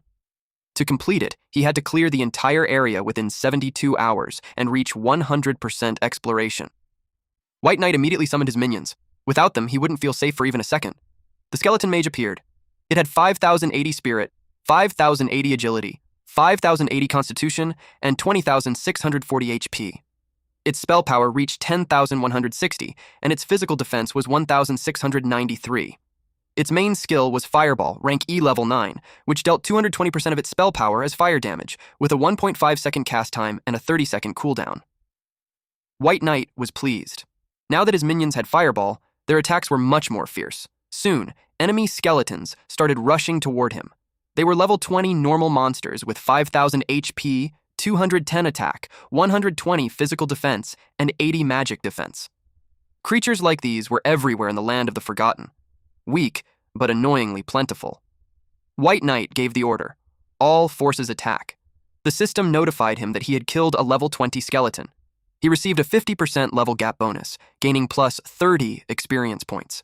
His far ahead skill also activated, giving him an extra plus 6 experience. White Knight frowned a little. He wondered why these level 20 monsters gave less experience than the level 10 wild bison earlier. Still, it worked out for him. There were skeletons everywhere. The system kept notifying him again and again as more level 20 skeletons fell. White Knight then decided to test his new skill, Death Gaze. The moment he used it, the skeletons dropped instantly. One hit was enough. He was impressed. The skill solved the problem immediately, though it was a bit ironic. Skeletons were already dead, and he was still killing them again. He continued attacking without holding back and quickly refilled his mana. Then he opened the death scripture. It showed 0 soul points. White Knight stared at the screen in confusion. That made no sense. He was certain he had siphoned the souls of the monsters he killed. So where did all the soul points go? Suddenly, a voice echoed through the area. It said that this place was the Land of the Forgotten. When they were alive, they had suffered a terrible curse, and their souls had been locked here ever since. A soul soon appeared and introduced himself as Road, one of the Forgotten. He was a level 20 special elite soul form with 100,000 over 100,000 HP. His soul body was immune to physical damage. White Knight asked what this curse was about. Road explained that souls here could not be collected unless the curse was lifted. Curious, White Knight asked how to remove it. Road pointed toward a nearby pillar of light. When White Knight looked closer, he saw a chained coffin. The top of its lid was broken, and a creepy skeleton with long black hair was peeking out. Naturally, White Knight wanted to take a closer look. When they approached, even his skeleton minions hesitated. White Knight asked what was so strange about the coffin. It was called the Soul-Locking Coffin. It had 1 million/1 million shield value, 1,000 physical defense, and 1,000 magic defense. The system notified him that discovering the coffin increased his exploration rate by 2%. Destroying it would increase the rate by another 3%. However, there was a warning. Once the coffin was destroyed, a terrifying existence would be released. He was advised to act according to his ability. Road quickly urged him to destroy it. White Knight, however, was just curious. He wanted to see exactly how terrifying this thing really was. So he ordered his minions to start attacking. The skeletons rushed forward and slashed the coffin from every angle. Blow after blow landed on the lid. Soon, the coffin's shield bar dropped dangerously low. Road began to panic, saying it was about to come out. But White Knight simply watched with interest. Then it happened. A large and fierce skeleton burst out of the coffin, heavy chains wrapped around its body. This was Neil, one of the Forgotten. He was a level 20 dark gold grade boss, a half-frost lich. His HP reached 1,500,000 over 1,500,000. He had 12,800 spell power, 1,500 physical defense, 2,100 magic defense, and 20% elemental resistance. His abilities included frost-type spells and shadow curse spells. He had clearly been trying to transform into a full lich, but had failed halfway. Neil glared at White Knight in fury. This outsider had ruined his transformation. Rode panicked and told White Knight to run immediately, but Neil suddenly paused. He sensed something inside White Knight's body, a thick and powerful death aura. If he absorbed that energy, he believed he could finally complete his transformation. White Knight raised an eyebrow and calmly asked him one thing.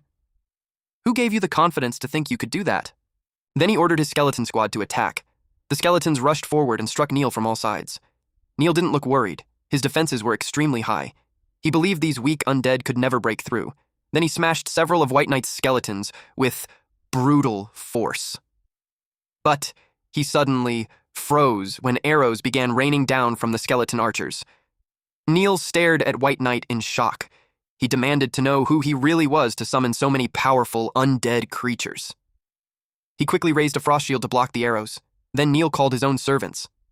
The first was a ghoul, level 20, with 150,000/150,000 HP, 1,960 attack, 800 physical defense, and 700 magic defense. Its skills were Iron Hook Strike and Disease Cloud. The creature looked horrifying, stitched together from pieces of different corpses. The other servants were ghoul minions. They were also level 20, each with 80,000 HP, 1,580 attack, 500 physical defense, and 420 magic defense. Their skill was Gnaw. Their mouths constantly gave off the smell of rotting flesh. White Knight wrinkled his nose. He complained that the battlefield suddenly smelled terrible. So he decided to use his new skill, Death Gaze. The system notified him that Death Gaze had been used on Neil, the Forgotten. Because White Knight's life level was higher than Neil's, all of Neil's attributes were reduced by 40%. White Knight blinked. He wondered if becoming a Death Sovereign had raised his life level. Meanwhile, Neil felt his power suddenly drop. He couldn't understand what had just happened. White Knight didn't waste time. He ordered his minions to deal with the rotten fish and stinky shrimp in front of him. Every enemy had to be wiped out. The undead army attacked relentlessly, dealing continuous damage. As Neil was overwhelmed, he screamed in desperation. He shouted that he didn't want to be forgotten. The system notified him that he had killed the level 20 Dark Gold grade boss, the Forgotten, Neil. He gained a 50% experience bonus, receiving plus 750,000 experience. The Far Ahead skill also activated, giving him an extra plus 150,000 experience. Because of this, White Knight leveled up to level 12. He gained plus 1 point to all 4 attributes, plus 1 skill point, and plus 15 free attribute points. White Knight blinked. He couldn't believe the fight ended that easily. He also obtained a Dark Gold grade item called the Cursed Crown Fragment. This item was 1/7 of a Dark Gold grade equipment. If all fragments were collected, the Cursed Crown would automatically repair itself. But the wearer would suffer a curse and endure constant erosion from death energy. White Knight felt a little annoyed. The small monsters didn't drop anything, and the boss was surprisingly stingy. Still, he had to collect all the fragments. Since they were Dark Gold fragments, once repaired, the finished item should at least reach Epic Grade equipment. For now, he decided to keep it. Out of nowhere, Road appeared right in front of him, amazed that White Knight had actually granted Neil his release. He invited White Knight to go kill the next person, then quickly corrected himself. They would go save the next person. Road told him to just follow him since the next one was right ahead, but this time it wouldn't be that easy. White Knight didn't expect there to be another one. White Knight replied that if it was too troublesome, he wouldn't bother going. Road immediately tried to bribe him with a skill book. White Knight squinted at him and asked why he didn't take it out earlier if he already had one. The skill book was called Corpse Explosion. It was an active skill, C rank level 1. It detonated a target corpse or remains, dealing magic damage to all enemies within a 5-meter range. It couldn't be used on boss corpses. The damage was 10% of the target's maximum HP, plus 100% of spell power. The cast range was 30 meters, with instant cast, a 30-second cooldown, and 300 mana cost. When White Knight read it, he realized it was an area of effect skill. He immediately decided to promote it. The skill upgraded into a B-rank skill called Advanced Corpse Explosion. It detonated a corpse within a 10-meter range, still unusable on boss corpses. The damage increased to 15% of the target's max HP, plus 150% spell power.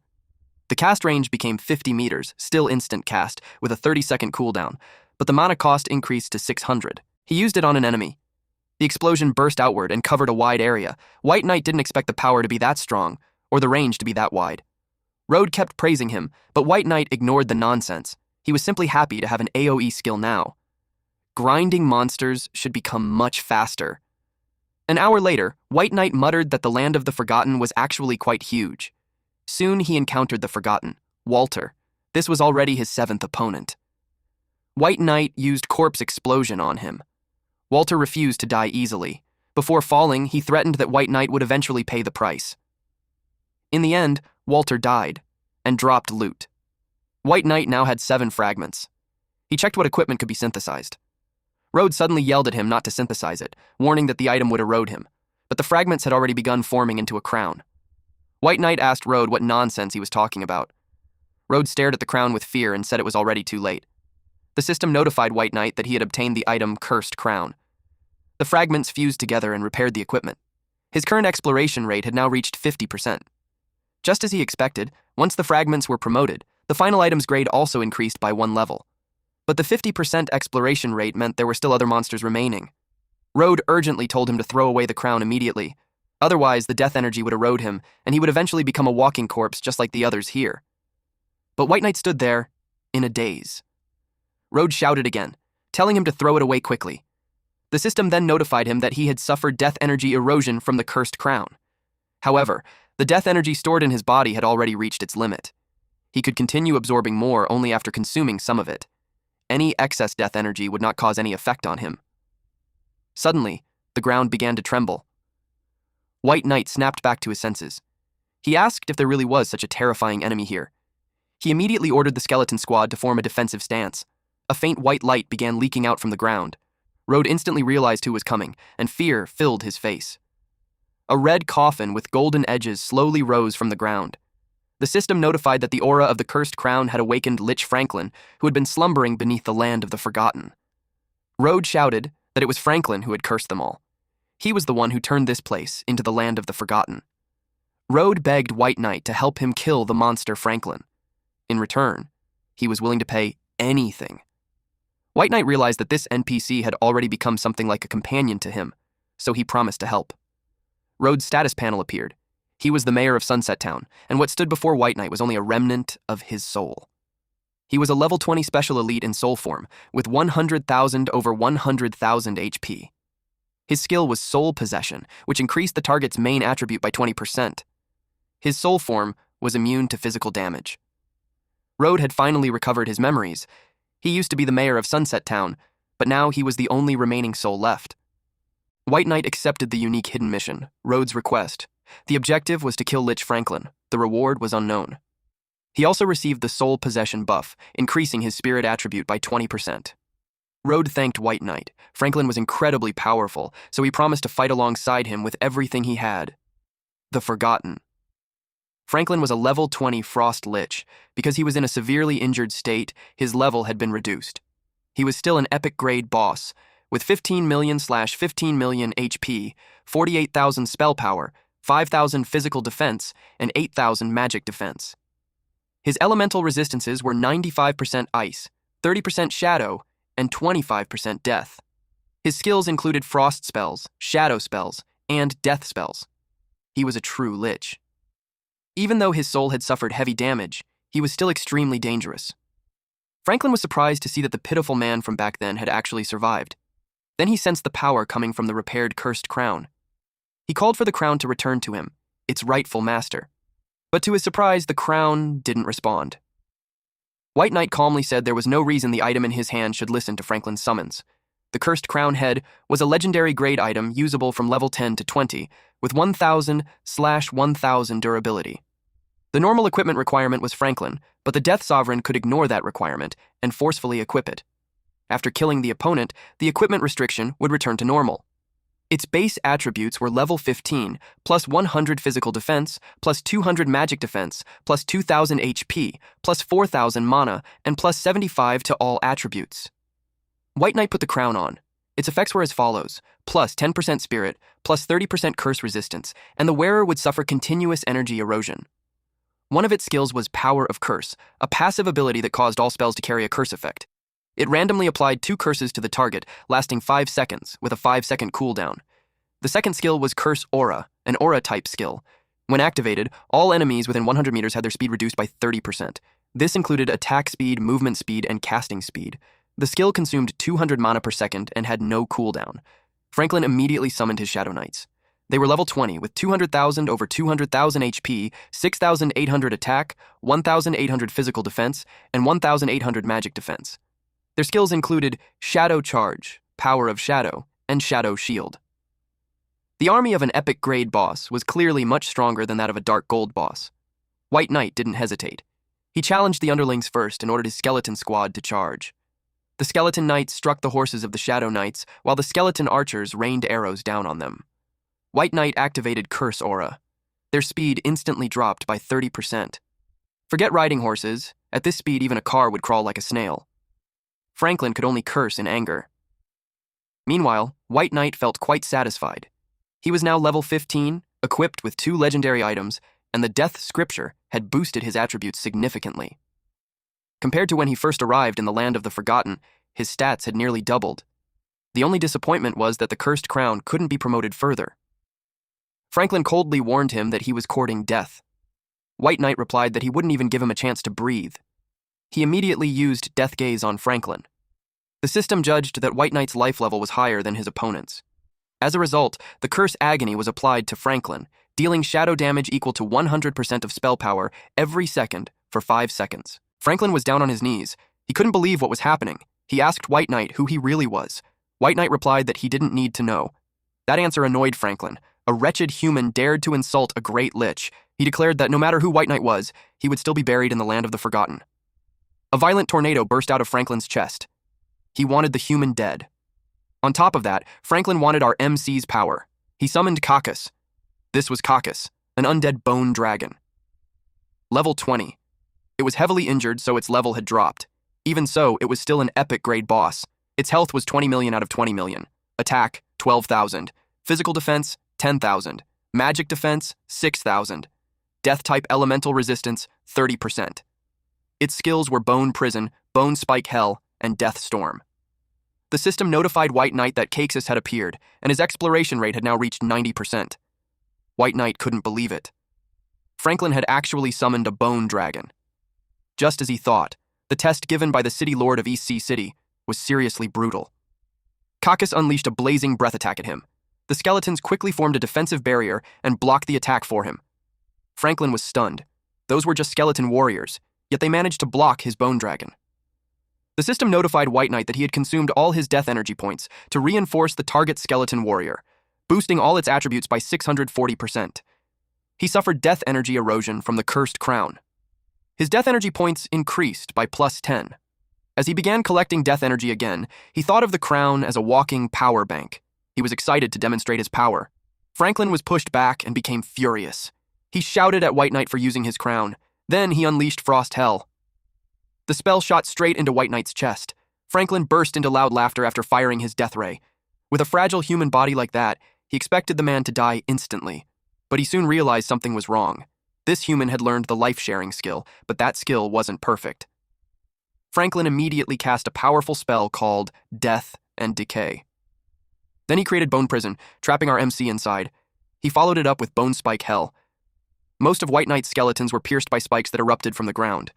White Knight realized Franklin was trying to use area of effect attacks to break his life-sharing. He recalled the unreinforced skeletons to free up summon space. Now Franklin wouldn't be able to break it. Then he ordered the remaining skeletons to capture the leader. If they caught Franklin, the bandits would fall apart. He planned to finish him directly. Franklin was startled when a skeleton suddenly got close. He dealt continuous damage to it. White Knight told his skeleton to endure. The skeleton was eventually torn into pieces. Franklin declared that the human had lost, but White Knight replied that he was joking. The system notified that he had consumed death energy points. He reinforced the skeleton again. Franklin grew frightened when it started approaching him once more. He couldn't move from where he stood. Then the skeleton struck and killed him. The system notified that White Knight had killed Franklin. He gained an extra 70% experience bonus and earned 12.75 million experience points. With that, he advanced to level 17. He gained +1 to all attributes, +1 skill point, and +15 free attribute points. He also defeated the level 20 epic boss, the undead bone dragon, Cacus. He earned a 70% experience bonus and gained 25 million experience points. This pushed his level up to level 19. He gained +1 point to all attributes, +1 skill point, and +15 free attribute points. He also became the first player in the Blue Star Zone to kill an epic grade boss. His reward was +100 to his main attribute, +50 skill points, and 50 intermediate life soul stones. White Knight couldn't help but feel impressed with his progress. He checked the soul stones and realized he no longer had to worry about his lifespan running out. He now had 50 advanced life soul stones, and each one could increase lifespan by 1 year after absorption. Naturally, he absorbed all of them, bringing his lifespan to 51 years. Just like that, his lifespan crisis was completely solved. The system then made a Blue Star Zone announcement. White Knight had become the first player in the entire Blue Star Zone to solo kill an epic grade boss. Wealthy World immediately realized that they had to cling to him tightly. When the announcement spread, Shu told Ruyan that they had to leave the novice village as soon as possible and meet up with this White Knight. Ruyan admitted that he was powerful, but as long as he was a man, whether he was White Knight or Mubai, she was confident he would fall for her charms. White Knight obtained the epic grade special item, Dragon Skull Pendant. When used, it would grant him an epic grade mount, the Undead Bone Dragon. He was amazed by it. Just imagining himself riding an epic flying mount already made him excited. Then he decided to promote it and obtained a legendary grade special item called Frosthorn. If he blew it, he could summon a legendary mount from the undead realm, the Frost Dragon. He blew the horn. An ominous portal then appeared. A dense aura of death suddenly spread through the air. The Frost Dragon appeared. It stared down and didn't expect that the one who summoned it was just a foolish human. Suddenly, a light of purification enveloped it. White Knight panicked and quickly told it not to touch him. Then something unexpected happened. The Frost Dragon suddenly became docile. It willingly accepted becoming his mount. With that, White Knight's mount space was unlocked. A Blue Star announcement was made that White Knight had obtained a mount. At the same time, the Blue Star Zone mount leaderboard was officially opened. The Frost Dragon shrank in size and landed on White Knight's shoulder. White Knight soon discovered that mounts also had leaderboards, and even their own skills. The Frost Dragon was a God-tier advancement class at level 0. Its maximum level could not exceed the player's level by more than 10. It had 100 loyalty points, a 200% movement speed bonus, and health points of 1 million out of 1 million. Its stats would grow with its level. It had mana points of 20,000 out of 20,000, attack power of 12,000, spell power of 80,000, physical defense of 10,000, and magic defense of 12,000. Its elemental resistance included 80% to ice, 70% to water, 60% to dark, and 40% to other elements. Its skills were Frost Dragon Breath, Dragon Might, and Size Reduction. Once it reached certain levels, it would automatically comprehend more skills. Frost Dragon Breath dealt ice damage equal to 300% of its spell power every second to targets within a 5-meter radius, while applying stiffening and slowing effects for up to 10 seconds. Dragon Might released the pressure of the Dragon King, covering all creatures within a 1,000-meter range. Creatures with a lower life level than the Frost Dragon King would have all their attributes reduced by 10% to 20%. The greater the life level gap, the stronger the deterrence. If the level gap doubled, the dragon's effect would also double. Lastly, size reduction allowed the dragon to shrink its body to a certain extent, making it easier to fight or enter narrow places. White Knight was deeply impressed by the power of a mythical grade creature. Meanwhile, other players were going crazy over the new mount leaderboard. They were shocked that White Knight already had a mythical frost dragon. It honestly felt like he was playing a completely different game from everyone else. Some players told others not to compare themselves to White Knight. One of them had just seen his own boss, who was only level 3 and had an F-rank talent. After hearing that, the others suddenly felt much better about their situation.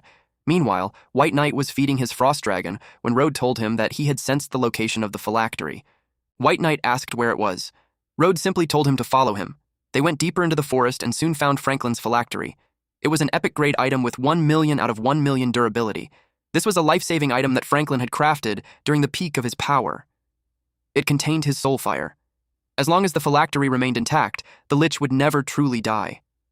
White Knight couldn't help but feel amused by how absurdly durable it was. Road said he wanted to personally finish off this guy. Suddenly, Franklin's voice came from the phylactery as he burst into laughter. He mocked Road and asked what a mere remnant like him could possibly do. Road was furious. He grabbed the phylactery with both hands and told Franklin to die. Franklin tried to resist, but it was useless. Rhodes succeeded. He then turned to White Knight and thanked him for everything he had done for Sunset Town. He thanked him sincerely, tears streaming down his face. White Knight immediately received several system notifications. First, he obtained 1,000 soul points, since he had destroyed the soul of the level 20 epic boss, the Forgotten. Franklin, he gained an additional 70% experience bonus and received 12.75 million experience points. This pushed him up to level 20. He gained +1 point to all attributes, +1 skill point, and +15 free attribute points. With this, he completed Rhodes' request and received an additional 10 million experience points, along with 1,000 gold coins. His exploration rate also reached 100%. This officially completed Situ's test. The system advised him to return to East Sea City and find Situ to claim his reward. He also obtained 1,200,000 gold coins, 20 level 5 attribute gems, 10 epic grade materials called Millennium Ice Crystal, and 24 basic Destiny Soul Stones. At the East Sea City Teleportation Plaza, there still wasn't a single player in the city. That meant no one had reached level 10 yet. Since that was the case, White Knight decided to test his mount first. He summoned his Frost Dragon. It appeared in its original form. Our boy's agenda now is to find Siu and turn in the mission. He climbed onto its back and rode it. Some of the side characters saw the massive shadow that loomed over them, and they couldn't believe it. Eventually, Situ saw him arriving on the Frost Dragon. White Knight had clearly exceeded his expectations. As soon as that White Knight landed, Situ told him to make his pet shrink. Otherwise, his place wouldn't survive all that tossing around. They entered the lounge area. Situ quickly realized that White Knight's profession wasn't as simple as just a sovereign class profession. White Knight asked what he meant. He asked if there was a difference between sovereign class professions. Situ admitted he wasn't completely sure. But since White Knight had completed the test, he was willing to answer some of his questions. Meanwhile, White Knight couldn't help but think that Situ was a little stingy for not giving any mission rewards. Situ explained that in the Myriad Worlds game, professions were divided into tiers. First were normal professions, second were hidden professions and advanced hidden professions. Third were unique hidden professions. And fourth were exclusive hidden professions. White Knight's Death Sovereign belonged to the highest tier, an exclusive hidden profession. Normally, it would have been impossible for someone at his stage to reach that tier. Players only had their first chance to break through at level 29. Even Situ couldn't understand how White Knight had managed to obtain it. Of course, White Knight couldn't exactly explain that it was because of his substitute system, but Situ warned him not to celebrate too early. The stronger the profession, the harder it was to advance. For the Death Sovereign profession to grow stronger, it needed to experience enough death. In the near future, a massive war was destined to erupt in the God-forsaken land. The Divine Dragon Hall, which protected the entire Divine Dragon Empire, hoped that White Knight would travel to different nations to advance and conquer their lands. Only then would the human race truly gain the qualifications to step into the Myriad Worlds. White Knight pointed out that the national borders hadn't opened yet. Situ handed him some documents and told him to find a certain person and deliver the letter. That person would give him a treasure capable of crossing national borders. When White Knight saw the picture attached to the document, he was surprised. It was Jian. The system then notified him that he had signed a contract with the Divine Dragon Hall. From now on, only he would be allowed to advance in other nations. If he violated the contract, he would be hunted down by the Divine Dragon Hall. However, if the Divine Dragon Hall managed to reunify the God-forsaken land, the contract would automatically become void. Situ told him that once he reached the 3rd tier, he would personally recommend White Knight to join the Divine Dragon Hall. Then he gave him something. With that item, White Knight would have unimpeded access throughout East Sea City. White Knight thanked him. He had received EC Token 007. It was a special item personally crafted by City Lord Situ, and only a very limited number existed. Possessing it made him the master of courtyard number 0007 in East Sea City. White Knight couldn't hide his excitement. He now owned a house in a Tier 1 city. Situ told him that as long as he held this token, he could do whatever he wanted in East Sea City. White Knight asked if he could kill people. This shocked Situ. He asked him who he wanted to kill. He answered that there were a few enemies he needed to take care of. He rode his black dragon and roamed around East Sea City. He realized that the city wasn't small. In fact, it looked like it would soon be as big as the capital of the Divine Dragon Empire. He arrived at the place and got off his dragon, but the guards didn't allow him to enter the private courtyard. White Knight threw the token at them. With that, the guards recognized him and let him in. While walking through the massive yard, he muttered that the city lord was quite generous. The system asked if he wanted to change the courtyard's name. He thought for a moment and named it White Knight's Courtyard. The system notified him that White Knight Courtyard had now been set as his teleportation and resurrection point in East Sea City. When he entered the house, he realized he didn't even need to decorate. It was ready to live in. He sat on the couch to relax and learn a new skill. He opened a book that cost him 1,000 soul points. He made a sour face after spending it all at once. The system notified him that he had learned a new skill, Death Domain Leap. It was an SSS rank level 1 active skill. It let him traverse the Death Domain and move as his mind dictated. It had several effects. First, he could use the Death Domain to instantly jump to a target location and remove all negative effects on himself. Second, after jumping, he would be protected by the power of death. During that time, he would be immune to all damage and negative effects for 3 seconds. Third, he could create something called a death curtain between 2 locations. He and his allies could move freely through it, but enemies could not pass. Any attacks aimed at the curtain would go straight through it. While the death curtain was active, allies who passed through it wouldn't die even if their health dropped to 0, and they could keep fighting. The skill could be cast instantly. The leap had a 15-second cooldown, used 1% of his max mana, and could reach up to 200 meters. The death curtain had a 120-second cooldown and consumed 1% of his max mana per second while active. It could last up to 30 seconds. After understanding everything, he smirked and realized how useful it was. He thought it was basically teleportation, something he had needed for a long time. He got excited after seeing the skill and said it was another SSS rank ability, calling it awesome. Without wasting time, he decided to test it and created a glowing blue portal in front of him. As soon as the portal formed, he suddenly disappeared, leaving behind a blur where he had been sitting. He suddenly appeared in front of a guard, catching him off guard. The guard was shocked and immediately called out, recognizing him as Lord White Knight. Seeing the guard's reaction, he casually smirked and told him not to be nervous, saying he was just testing a skill. He smirked and wondered if he could use the skill directly into the surrounding space. As he tried it, a glowing blue portal appeared again, and multiple distorted, shadowy figures started getting pulled toward it. The space around them twisted and cracked as the figures were dragged into the portal, like everything nearby was being sucked in by its power. He looked at the result and admitted that it was even stronger than he expected. He realized that this skill could drop the Undead Legion at a specific location, making it practically invincible.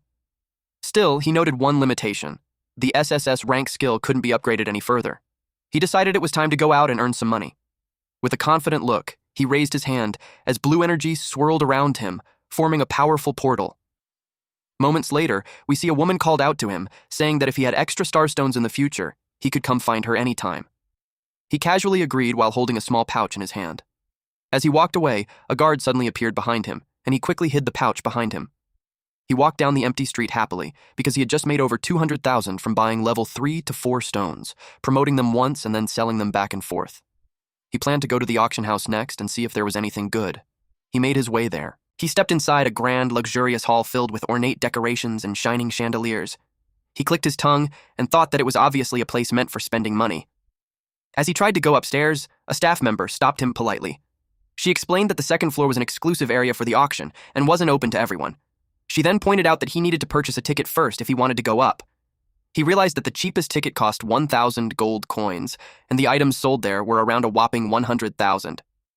It made him curious about how expensive those things were. He held up his token and asked if they would consider that. The staff member was surprised and realized he was a distinguished guest of the city lord. She immediately handed him a VIP card and told him to keep it safe. The VIP card 007 allowed him to teleport directly into a private room whenever an auction started. Hearing this, he casually asked if it was free. She confirmed that it was, adding that the city lord's property would always give him premium treatment.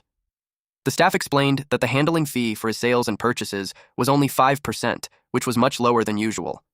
She also added that if he ever ran short on funds during an auction, they could provide him with an interest-free loan of up to 10,000 soul coins. Hearing that, he asked about the exchange rate between soul coins and gold coins. She explained that generally, 1 soul coin was worth 10,000 gold coins. Each soul coin carried a trace of time energy equal to 1 unit of lifespan, which required a special method to extract. As for life soul coins, she said they were minted by powerful individuals who extracted the time energy from their soul coins. He realized that both gold coins and soul coins were tied to lifespan and were extremely valuable currencies. He asked if everything he put up for auction could be exchanged into soul coins afterward. The staff confirmed that based on experience, the final transaction price of each level 1 radiant gem would be around 9 to 10 soul coins. She also reminded him that they would take care of handling the entire auction process, and he only needed to pay a 5% fee. Satisfied, he told her to auction all of his items and convert them into soul coins. She agreed and said she would arrange everything right away. As he headed up the stairs, a notification suddenly appeared, saying he had a new message. Meanwhile, outside, a glowing blue portal suddenly appeared in the open area, catching everyone's attention. People around it looked surprised as shadowy figures began to emerge from the portal. Nearby, a girl excitedly said that this must be East Sea City. She then eagerly asked where they should go to meet Lord White Knight. People in the city suddenly looked up and pointed at the sky in shock. They saw a frost dragon flying above, and everyone was amazed that such a creature existed in East Sea City. Maple Leaf Xiaoxiao knew it was White Knight's mount. Cotton Candy wondered when they would be able to have such a strong mount. White Knight arrived where the group was. Looking at them, he remarked that it wasn't bad and that they were leveling up even faster than Grand Hegemon. The group replied that it was thanks to him since he sold them some equipment.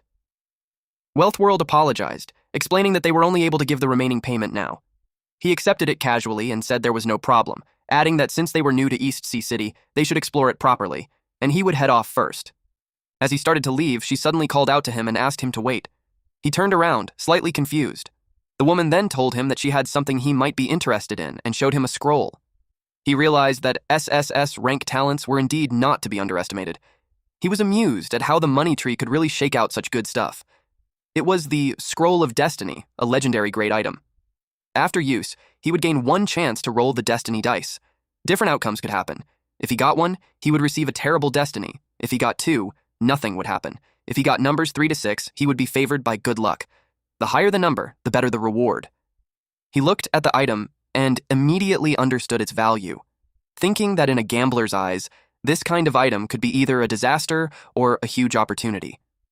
Interested, he asked how much she was selling it for. But instead of answering with a price, she told him it wasn't for sale. He was caught off guard and reacted with confusion. The woman explained that she didn't want money or items. Instead, she wanted to build a long-term partnership with him. She said she was looking for deeper cooperation moving forward. Curious, he asked what kind of cooperation she meant. Before she could fully explain, a portal suddenly opened nearby, and Hongtu stepped out of it, surprising everyone. He looked at them and asked if they had really arrived at East Sea City first.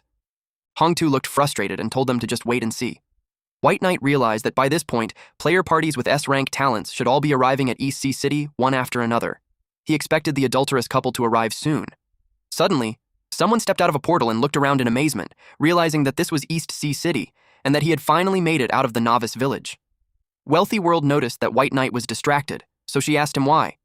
Suddenly, he summoned several skeleton warriors around him and ordered them to surround the area. The skeletons immediately moved out and spread across the place, following his command. White Knight commanded them to surround the teleportation plaza and not let anyone leave. People reacted in shock. Cotton Candy was shocked that the skeletons were all summoned by Lord White Knight.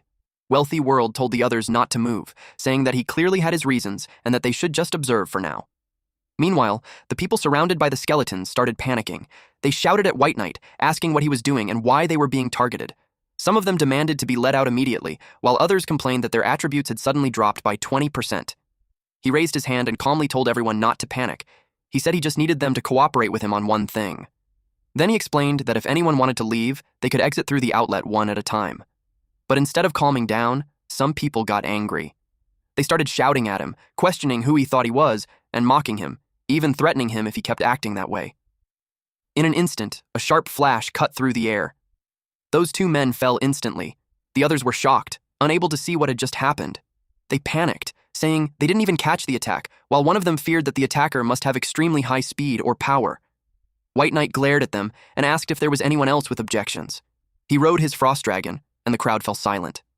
He decided that it was time to begin. His undead army surrounded the area in a perfect circle. He told everyone that those who had no issues could leave through the portal. They formed a line and exited in an orderly fashion. Internally, he knew he would find the people he was looking for. Suddenly, a man named Rising Sun in the east and a woman named Mortal World Misty Rain arrived.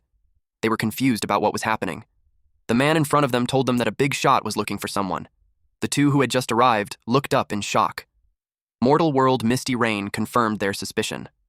Rising Sun in the east realized that Sumubai was White Knight. Their voices were familiar to White Knight, so he recognized them easily. He had been waiting for them to appear, and finally they did. Shu told Ruyan that whether they could continue enjoying the various worlds depended on her now. She smirked, believing that it would only take minimal effort to handle Sumu Bai. With tears at the corner of her eyes, she ran up to him, calling him by his real name. Seeing this, he lowered his gaze slightly and smirked, already prepared for what was about to happen. White Knight told everyone to disperse and clear the area. People were curious and wanted to watch, but they also feared for their safety. Ruyan told him that she had a hard time finding him, and he calmly replied that it was quite a coincidence since he felt the same. Shu spoke up, saying that she had practically turned the entire novice village upside down looking for him. He asked if that was true. Shu even stated that he wouldn't deceive him, but Sumu Bai knew how arrogant he was when he pulled off his oxygen mask that day. He gave a simple command, ordering his minions to teach them a lesson. This shocked Shu, so he asked what that meant. Sumu Bai replied that it was simply to make them properly repay their loyalty to him. Then, without hesitation, he commanded his undead to act, telling them to hack him to death as the skeletons rushed in to carry out the attack.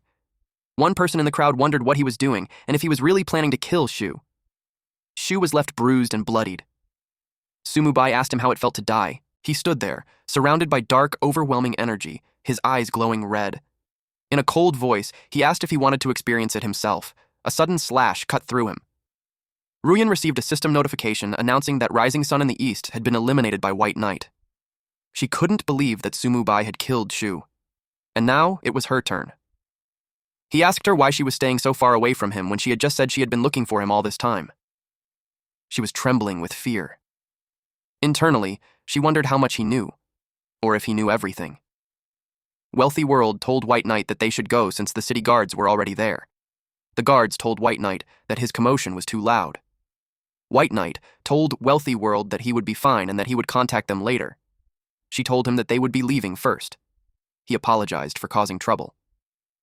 The armored man responded politely, saying that although he was an esteemed guest of the city lord, the disturbance was quite large and difficult to explain to his superiors. Hearing that, he calmly reassured him, saying there was no need to worry since he'd already found the people he was looking for and everything would be over soon. He summoned his dragon, which surprised Ruyan. He suddenly grabbed Ruyan and pulled her along without hesitation. With a firm and serious tone, he told her they weren't done yet. Then, moving quickly with dark energy surrounding them, he told her to follow him to the resurrection hall. One of the armored men watched as the dragon flew off into the distance. He realized that the situation was escalating and that they might cause trouble at the resurrection hall next. Deciding to act, he ordered his men to head there immediately. He reassured them that it was a busy downtown area, so they just needed to maintain order and not worry about anything else. The knights responded firmly, ready to move out. At the resurrection hall, Shu was revived in front of a large angel statue. A system message appeared, stating that the resurrection was successful, but it cost 10 years of lifespan. Frustrated and angry, he cursed Mubai, blaming him for what had just happened. Shu arrived at the resurrection hall, and Ruyan was making a fuss trying to explain things to him. He shoved her toward Zhao Shu while asking him how it felt to experience death. Ruyan desperately tried to explain, saying she was forced to do everything and that she had always had his best interests at heart. She begged him to believe her, reminding him of their 5 years together. He looked at her coldly and reminded her of those 5 years, saying she should repay it now. With no hesitation, he raised his hand and gave the order to kill her. Hearing that, she completely panicked and begged for her life, desperately shouting for help. As the attack was carried out, she was struck without mercy.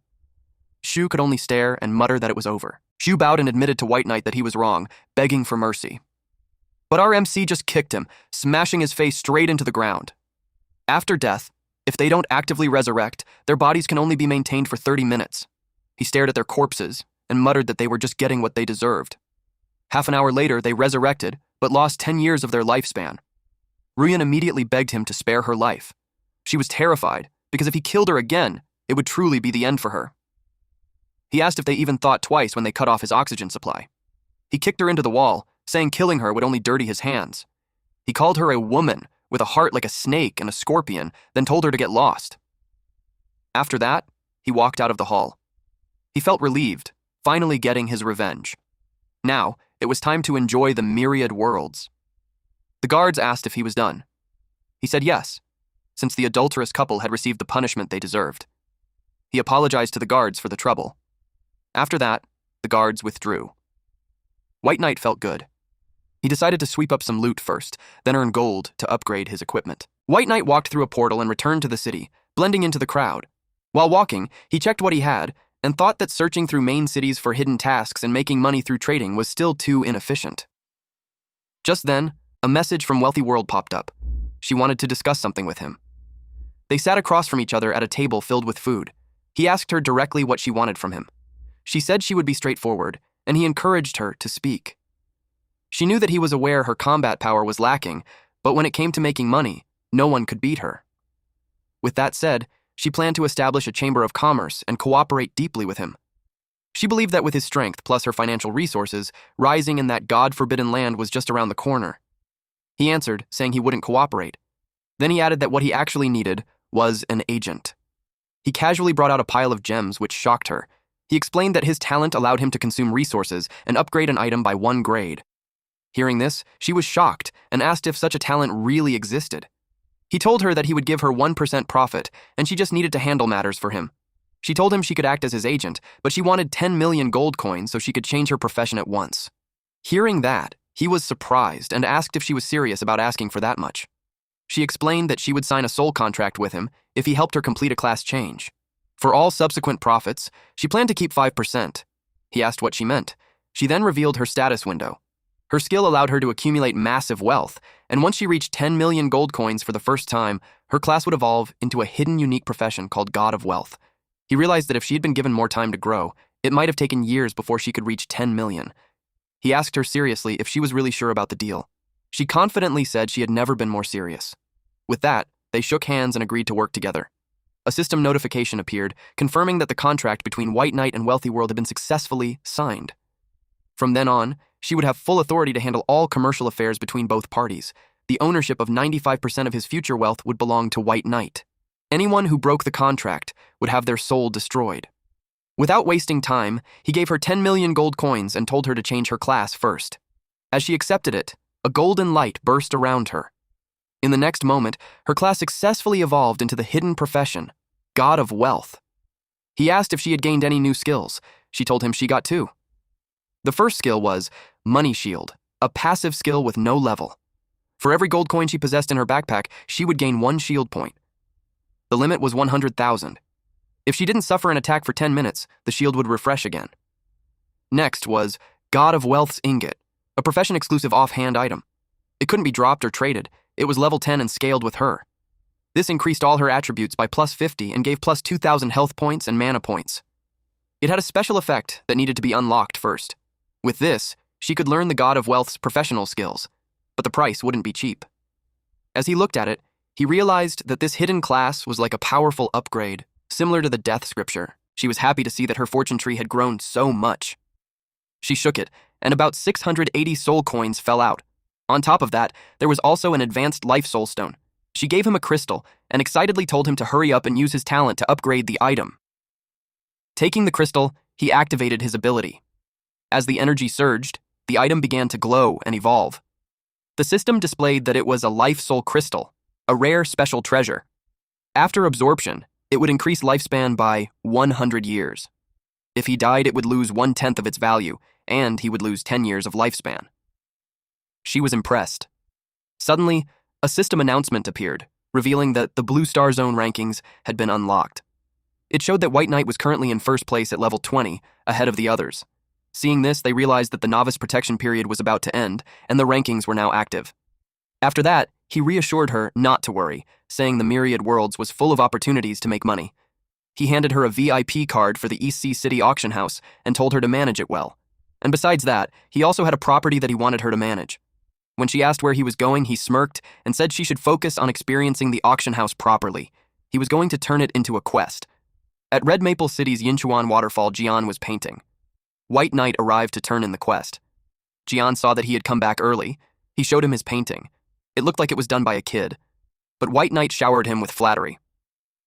When Jian calmed down, he admitted that it wasn't bad, mentioning that last time the Book of Death wasn't opened, so he didn't notice. Then he looked at him seriously and asked if he was truly the Death Sovereign, and if the quest had been completed. Jian proudly showed off his painting and asked White Knight what he thought of it. Even though the artwork looked like something a child had drawn, White Knight praised it to the heavens. He called it the most perfect masterpiece in history, and Jian was instantly pleased. He remarked that the Book of Death had not been opened during their last meeting, which was why he failed to recognize White Knight's true identity. Now that he knew White Knight was the Death Sovereign, he asked whether the mission had been completed. White Knight brought out 10,000 ancient gold coins as proof. Jian told him to remember him if he ever came across similar items again. White Knight happily promised that he would never forget. Jian released a surge of green energy. A system notification announced that White Knight had successfully completed the hidden mission of collecting ancient gold coins. As a reward, he obtained a temporary skill called Shadow Chasing Sword Aura. Shadow Chasing Sword Aura was a special temporary skill that did not occupy a skill slot and could only be used once. Upon activation, it would summon an incarnation of Hui Jian's Sword Aura. The incarnation carried a trace of Jian's power and could unleash legendary-grade combat strength for 60 seconds. Its destructive power was so terrifying that the system warned him never to use it inside a city. Otherwise, imprisonment would be unavoidable. White Knight then took out a sealed letter and said he had another favor to ask. After reading the letter, Jian asked if he intended to cross the national border. White Knight replied that he did. Jian waved his hand and created a swirling green portal above them. White Knight asked if they were leaving immediately. Jian stared at him and asked what else they were supposed to do. Back in the city, Aoi noticed the swirling green energy in the sky and wondered if someone was crossing the national border. Wealthy World looked up and smiled, saying that their boss was causing trouble again. Cotton Candy was left speechless and wondered how White Knight could pull off something so unbelievable. Wealthy World smacked Cotton Candy on the head and warned everyone not to ask unnecessary questions. She reminded them to focus on their own work because White Knight was the person who could lead them all to the top. Meanwhile, White Knight and Jian arrived in the meadows of the Tianqi Kingdom. White Knight commented that returning to the country this time did not seem bad at all. Jian dismissed the remark and told him to stop making a fuss over nothing. Suddenly, a system announcement rang out for every player in the Divine Dragon Empire. White Knight had become the first player in the Blue Star Zone to cross a national border. As a reward, his title, leaving everyone in the dust, was upgraded. However, because the national war had not yet begun, the Tianqi Kingdom classified him as an invader. Every faction and player within the kingdom would attempt to drive him out. The system also warned that invaders killed before the war officially started could randomly lose 10% of their experience points or mana. White Knight immediately complained that he had been branded an invader the moment he arrived and noted that the Tianqi Kingdom clearly did not welcome him. Jian told White Knight to play by himself from now on because he had his own matters to attend to. The next moment, he disappeared. Since invaders were not allowed to enter the main city, White Knight decided to wander around instead. Suddenly, he sensed something looming over him. It was a massive, dark-winged, demonic vulture. The system displayed nothing but question marks for its level and health. White Knight was stunned. He had no idea what this giant flying monster was. The creature crashed into the ground and unleashed a violent shockwave that blasted White Knight backward. As soon as he regained his footing, he immediately summoned the Frost Dragon. A massive black-scaled dragon materialized in the sky and released a deafening roar. The dark-winged demonic vulture had 2 heads, and each one unleashed destructive purple energy. The Frost Dragon answered with a blast of freezing blue breath, since neither attack gained the upper hand. The dark-winged demonic vulture took to the air and raised its leg instead. White Knight ordered the Frost Dragon to charge forward. The dark-winged demonic vulture closed in on the Frost Dragon, as if it intended to kick it, but at the last moment it slashed with its claws instead. White Knight was relieved that after upgrading Death Leap, its range had increased to 1,600 meters. The dark-winged demonic vulture stared at them with furious red eyes. White Knight decided to give it a little surprise. Multiple portals opened across the sky as undead soldiers poured out from within. The vulture was visibly taken aback. White Knight looked forward to seeing the dark-winged demonic vulture crushed to death. Deciding he was done playing around, he mounted the Frost Dragon and left. In the south suburbs forest outside Lijing City, a group of men had gathered. They were searching for White Knight. They shouted about fighting him to the death and swore to teach the invader a lesson. One man proudly declared that they would show him the true strength of their regiment. White Knight called out to the trash. He summoned his undead soldiers to deal with them. The men were shocked to see so many elite bosses appearing in the suburbs. One skeleton warrior raised its broadsword high into the air. The undead warrior brought the blade down in a heavy slash, cutting straight through an enemy. Terrified by the overwhelming power, the remaining fighters screamed for everyone to run from the skeleton warriors. Players gathered outside the city and eagerly discussed the bounty on White Knight. Nobody knew what White Knight looked like, or even whether he was a man or a woman, but everyone wanted to claim the kill for themselves. A group of players questioned a survivor about what had happened. The man explained that he had been attacked by 3 massive skeleton warriors. Moments later, a system prompt informed him that White Knight was the attacker. The crowd was stunned and wondered how a divine dragon summoner could possibly summon skeletons. An elderly man reasoned that White Knight had to be incredibly powerful if he could kill an S-rank talent user in a single hit. He advised the surrounding players to notify everyone nearby that White Knight had been spotted so they could regroup and confront him together. Deep down, the old player knew that charging in recklessly would not work. Having more people made things easier, but he secretly planned to steal the final hit for himself. Deep within the forest, White Knight lounged on a tree branch while a crowd gathered below. He had already expected them to come. They challenged White Knight to come out and fight them one-on-one. Meanwhile, the undead warriors had already taken their positions. Suddenly, several players died without even seeing what hit them. Panic instantly spread through the crowd. A system notification appeared and deducted 1% experience for killing a descender. White Knight grinned when he saw it and decided it was time to properly play with them. He ordered his skeleton warriors to attack while intentionally leaving their enemies with a sliver of health so they could fully experience despair. Realizing that White Knight was behind everything, several players rallied the others and urged them to charge together and kill him. However, a skeleton warrior effortlessly blocked their attack. Then the players suddenly began screaming for help. One player realized he had survived a hit and concluded that the skeletons were not as invincible as they had first appeared. However, he was confused because he still could not even cut through the skeleton's body. White Knight noticed that the enemy players had started fighting among themselves. He impatiently wished the national war would begin already so he could enjoy a proper massacre. Suddenly, someone spotted reinforcements and shouted that the city guards had arrived. The players were relieved and thought they had finally been saved. A group of armored city guards charged forward on horseback and ordered the invader to surrender. White Knight became curious about how strong the city guards actually were. He ordered his skeleton warriors to charge at them. One city guard instantly destroyed a skeleton warrior with a single slash. White Knight was shocked by their strength. He realized he had underestimated them because they were native powerhouses of the Myriad Worlds game. Now he understood that they were not opponents. A descender who had only been in this world for 4 days could casually challenge. The city guards quickly discovered White Knight's location and redirected their charge toward him. White Knight immediately broke into a sweat after realizing his hiding place had been exposed. He activated Death Gaze and unleashed a massive wave of energy. The players were shocked to discover that a single hit could remove 40,000 health points. One man quickly realized that White Knight had no intention of killing them, since he himself only had around 3,000 health. White Knight had already assessed their true strength and found it rather disappointing. However, since the area was still too dangerous, he decided to stop playing with them. He stepped into a portal. The soldier was left confused about where he had gone.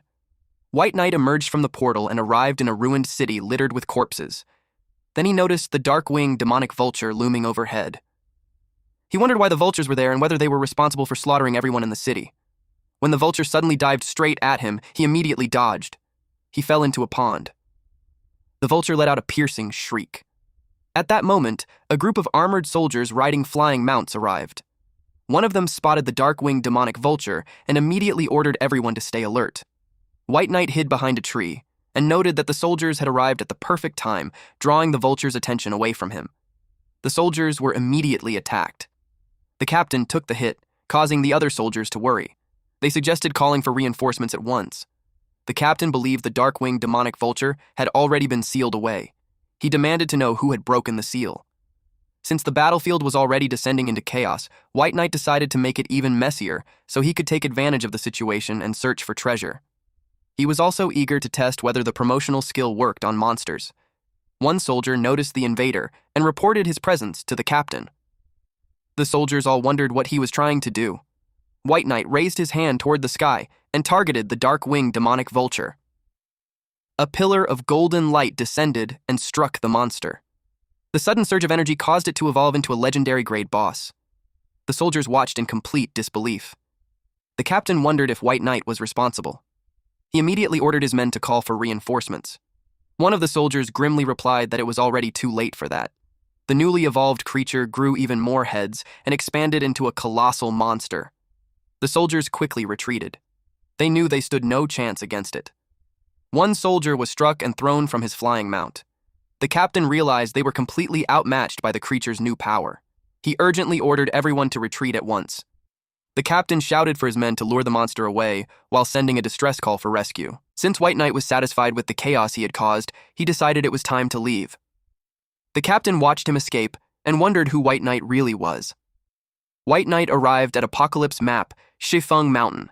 Standing at the bottom of the ravine, he confirmed that he had reached the exact location marked on the treasure map. After looking around, he noticed that there were no elite monsters guarding the treasure chest.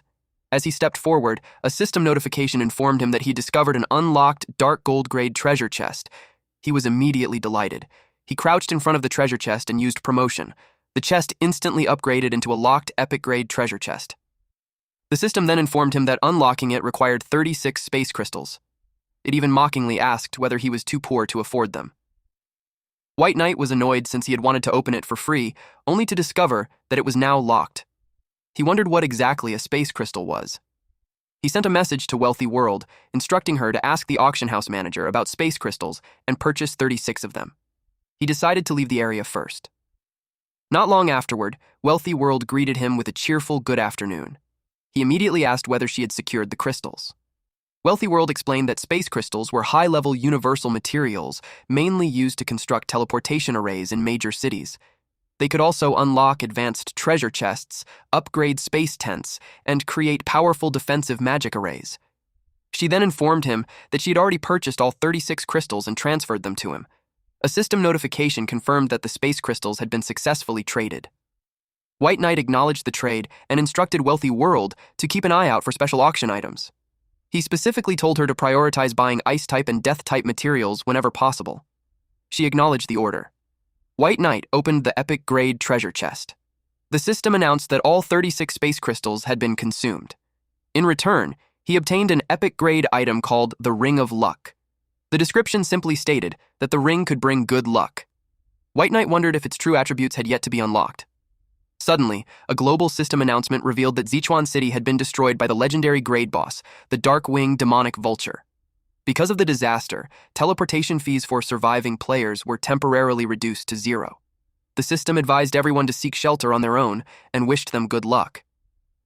Another announcement from the Shangqi Kingdom confirmed that the incident was linked to the invader White Knight. As a result, the bounty on his head increased by another 100%. Meanwhile, in Jingli City of the Tianbai Kingdom, a massive crowd of players filled the streets, complaining loudly about their situation. They despaired over how difficult leveling had become now that White Knight was actively blocking city entrances and killing anyone who tried to leave. Others pointed out that even when he spared them, with a single point of health remaining, any wandering low-level monster could easily finish them off and send them straight back to the respawn point. Some players angrily demanded to know why nobody had captured him yet. Others reminded them that White Knight had already destroyed Sichuan City and even forced a massive boss to kneel before him. They lamented that if they could not even leave the city to complete basic quests, they would never have any hope of catching up to him. Meanwhile, the Frost Dragon flew across a volcanic wasteland. A system prompt informed White Knight that he had successfully discovered Black Bone Valley. After observing the area, he decided it was safe enough. Now that he had accumulated enough soul points, he could finally open the Death Scripture once again. The moment he opened it, he triggered the class advancement quest, Approaching Death.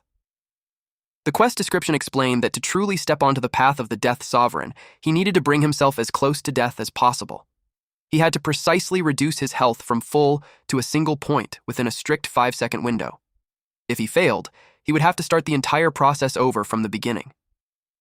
White Knight burst out laughing after reading the requirement. He found it hilarious that his permanent 1 health status had become the perfect advantage for completing this quest. He jumped off the Frost Dragon and boasted that the quest was far too easy for him. The system announced that life sharing had been activated and that the class advancement quest had been completed. Suddenly, a flood of system notifications appeared.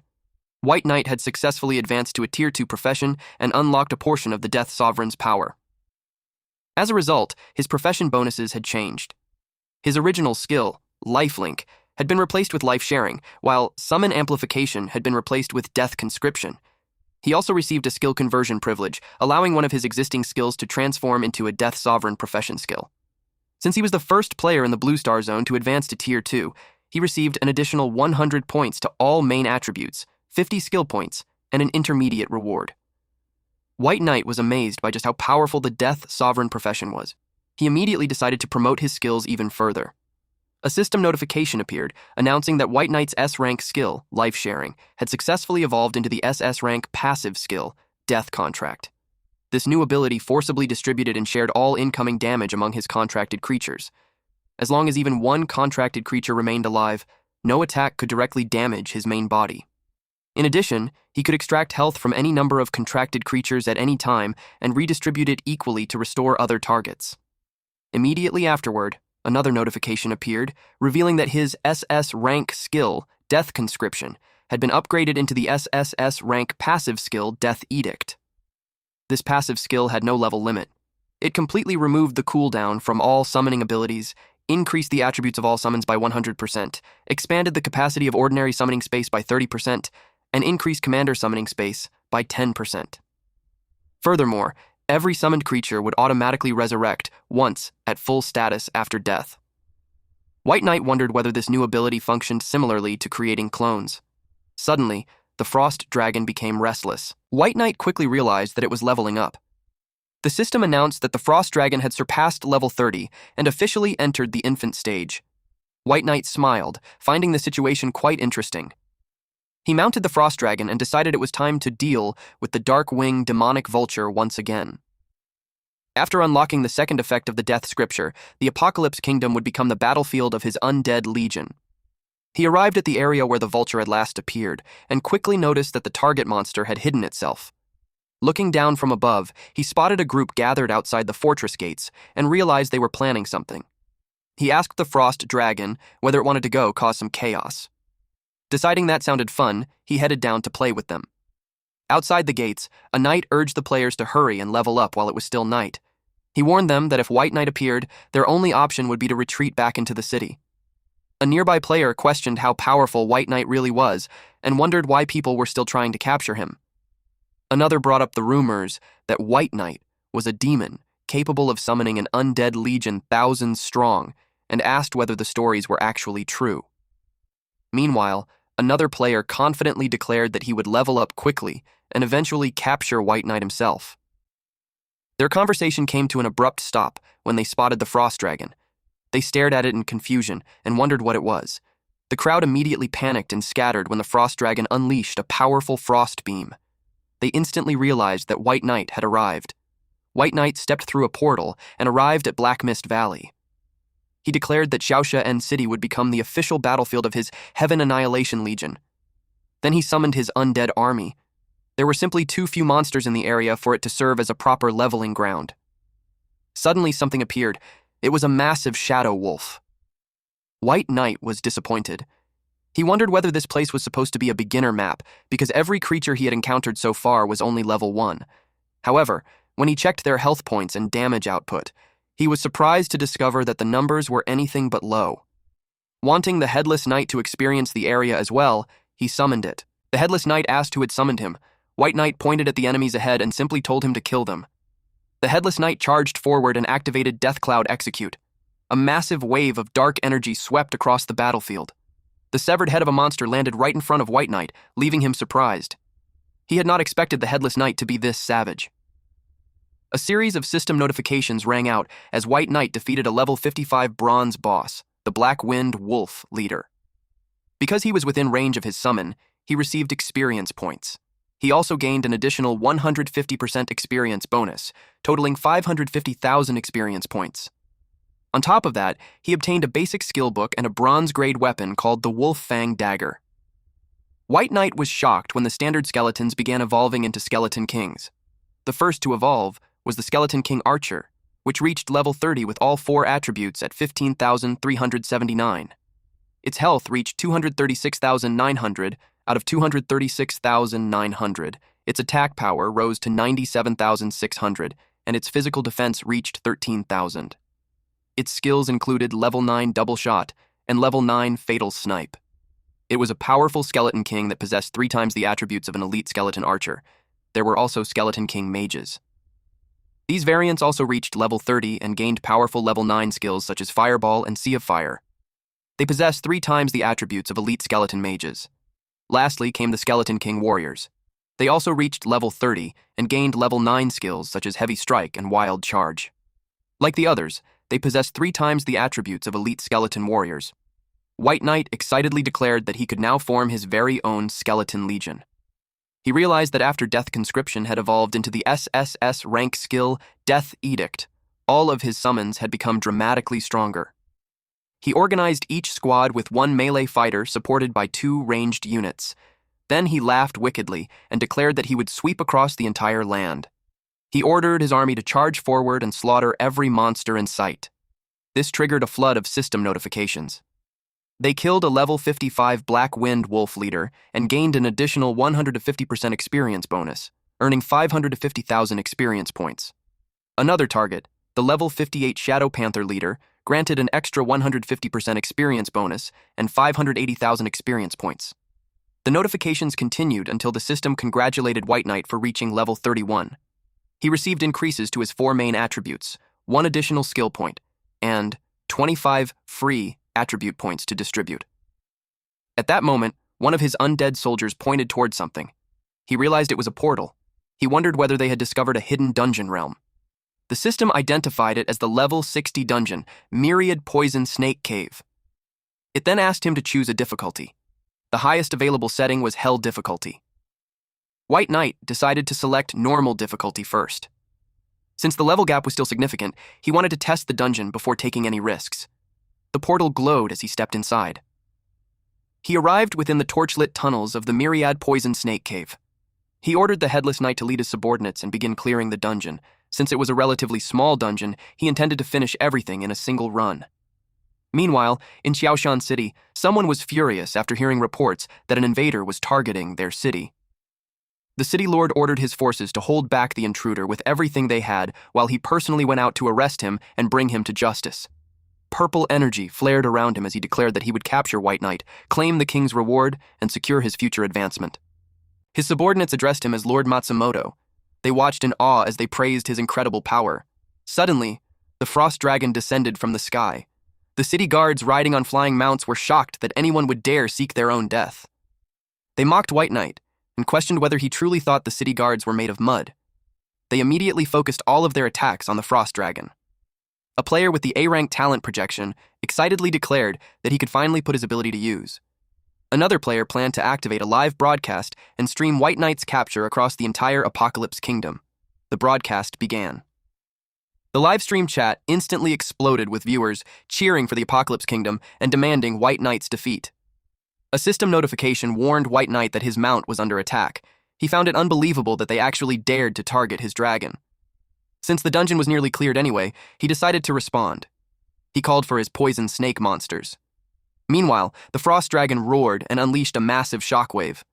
Lord Matsumoto arrived and demanded that White Knight reveal himself. He threatened to count to 3 and kill the frost dragon if White Knight refused to come out. He began counting, but stopped the moment he sensed something.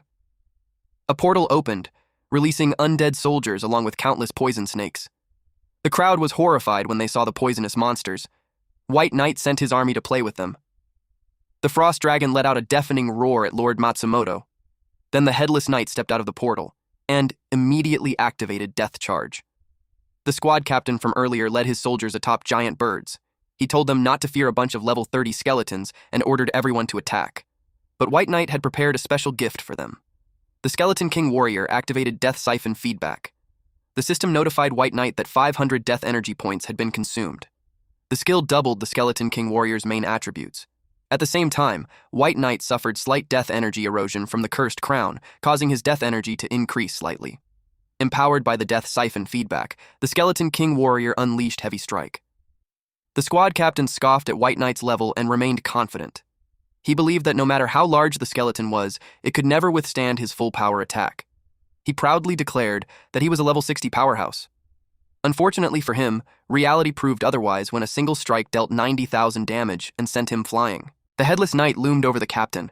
The captain's eyes widened in horror as he watched the blade descend toward him. Then Fatal Snipe was unleashed, An arrow pierced through his chest and dealt minus 452,400 damage. He was completely stunned. He immediately charged forward in desperation. However, his attack only dealt minus 461 damage. The surrounding players were horrified. A high-ranking city guard captain could only inflict triple-digit damage against a single skeleton. Terrified by the creature's absurd strength, they realized that if even a summon was this powerful, White Knight himself had to be an absolute monster. Panic spread as they scrambled to flee.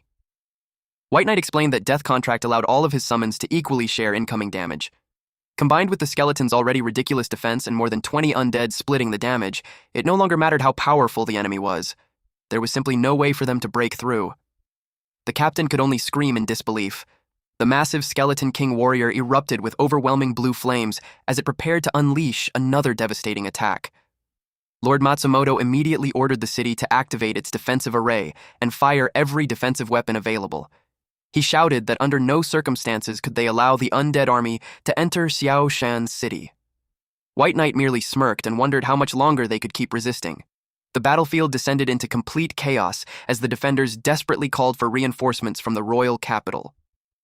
Meanwhile, inside the secret council of the Apocalypse Kingdom's royal capital, Qi Yaozong, the president of the secret council, questioned his mysterious guest about his intentions. That guest was Huai Jian. Jian casually sipped his tea. He replied that his actions were none of Yaozong's concern. However, moments later, he suddenly ran off, catching Yaozong completely by surprise. He floated into the air, leaving many people stunned as they wondered where this powerful figure had come from and what exactly he intended to do. A messenger urgently reported that Matsumoto Dong, the city lord of Xiaoshan City, was requesting support because White Knight was attacking the city. Upon hearing this, Jian secretly felt proud. The kid had not disappointed him after all. Inwardly, Yaozong wondered which deity they had offended to bring such a disaster upon themselves. He immediately ordered a team to provide support, but Jian made sure they couldn't leave. He told them to stay behind and play with him instead. Then he invited them to experience his sword. Meanwhile, White Knight decided he had played around enough. The Death Scripture had given him a new quest to kill an epic-grade boss, so he headed straight toward it. He wanted to find out what level the boss was. Suddenly, a massive serpent burst out from the depths of the cavern. White Knight immediately ordered his skeleton legion to attack. The giant snake became enraged by the assault. White Knight watched with interest to see how long the boss could survive against his legion. One of the Skeleton King warriors slammed its weapon directly into the serpent, creating a massive shockwave. After noticing the snake's extremely high physical defense, White Knight changed tactics and ordered his summons to switch to magic attacks.